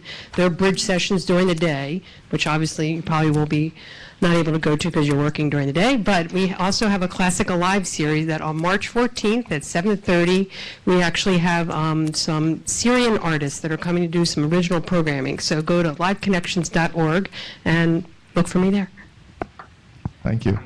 And if anybody, my own announcement is, if anybody's interested in using the Social Entrepreneur Meetup Group, there's about 400 members, and you'd like to organize an event, you have an idea, something to bring people together, to meet each other around the subject of social entrepreneurship, please see me. I'd love to have co-organizers. I'd love to have other people kind of step up and use the group to make things happen. And I would just like to give a shout out to a couple people here. I got Kevin Turcott, who is a cohort of mine from my Drexel MBA days. And I got Ruth Galinka back there, who has just started working with True Voice Media. She does some user interface design, user experience design. If anybody has any needs, she's pretty kick-ass, so you should go talk to her. Thanks, Sam. I don't know how many people are familiar with the World Social Forum or the U.S. Social Forum. These are gatherings every few years of grassroots progressive groups and people. The last U.S. Social Forum was in Detroit in 2010, had 30,000 people attend. The next one is in 2015. It'll be here in Philadelphia, as well as some other places. And there's a gathering of the Communications and Technology Working Group happening on Thursday. If anybody's interested in being involved, let me know. Yeah, this is a bit premature, but I feel like I've got this tremendous brain power in this room. I'm part of an initiative. Actually, it's more like a venture. It's going to be called Kitchens and Cultures, and it's essentially an opportunity to create community around food, bringing people together across all kinds of barriers, particularly cultural, neighborhood, etc. And it's affiliated with a provider of eco products. So we're going to be providing compostable cutlery and flatware and cups at an event called the Brewer's Plate. And it's going to be held at the Kimmel Center on Sunday. There probably will be 1,000, 1,200 people there. They're going to have a VIP area. The point I want to make is there's an opportunity here for someone in this room in the next few days to help think about how to leverage this opportunity that this yet formed entity called Kitchens and Cultures has. We need to form some sort of web presence. We need to leverage this opportunity in some kind of way. So if you want to talk to me about it. You can reach me at lamar.kendrick@gmail.com. That's Really quick. lamar.kendrick@gmail.com. Thanks. Thank you. I would look into something called kitchen surfing. It's a startup that was just launched in New York City. It sounds pretty similar, not exactly, but similar to what you're doing. It's very new and it's very much culturally related. They have profiles of chefs from many different cultures that you can actually hire to do dinner parties in your home, and also to hire for events and things like that. And it's very, very startup and grassrootsy, and they're actually, I think, about to open up in Boston as well. But it's kitchensurfing.com, and I think they'll really help you. Okay.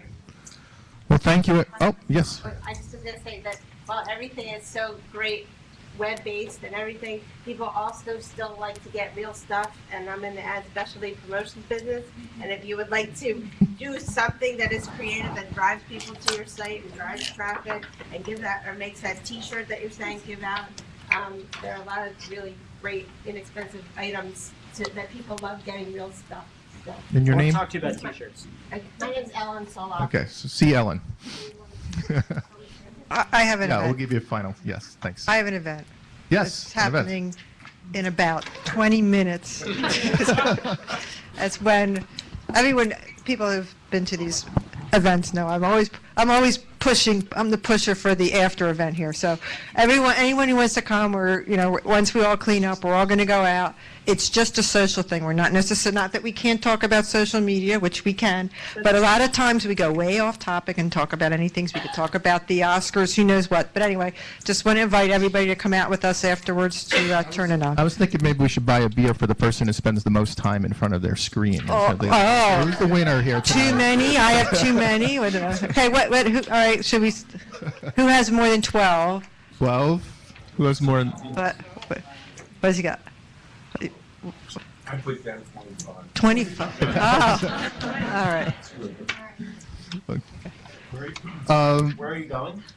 We go to Turnanog. Do you know where that is? We all usually all walk together. I mean, if you're going to be here, we just trudge over, and it's always a lot of fun. So that's all. Thank you. And a final thought from our panel?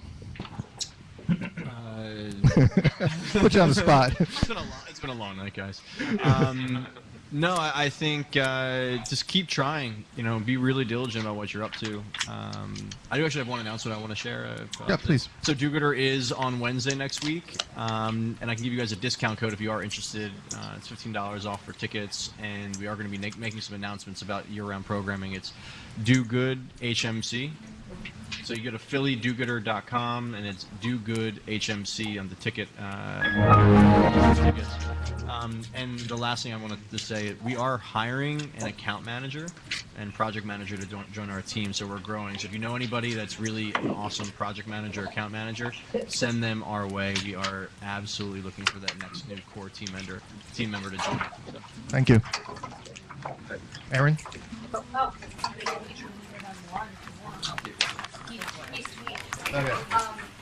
Yeah, this is just like a rando little thing that I have at the end. I started in the casino business with no microphone. Well played. Well played. And anyway, I started the casino business with a budget that was way too low for what we needed to get done. And I understand the value of trade. And just as like a final thought, if you're a nonprofit and you have an event, a gala, a fundraiser, anything like that, look into, and this is just from my own personal experience, look into finding a company that if you feel like you can't handle your social media on your own, or you really need help, or you need someone to live tweet the event because you're busy doing everything else that has to do with setting up the organization and all the events and stuff like that, find someone that is willing to manage your social media in exchange for being mentioned as a sponsor. We do this a lot. Obviously, we can't do it with everybody, but our business personally really likes to give back to the community. So if we get reached out to, or sometimes we reach out to other people, and we'll give them 2 or 3 months leading up into their event and help them promote it and help them understand it for no cost. And most of the time we get invited to the galas, sometimes we don't.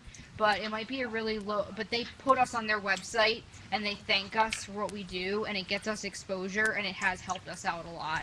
So it's really mutually beneficial, and we feel good about it, and they get help. So that's just my last Thank you. thought of the night. Thank you.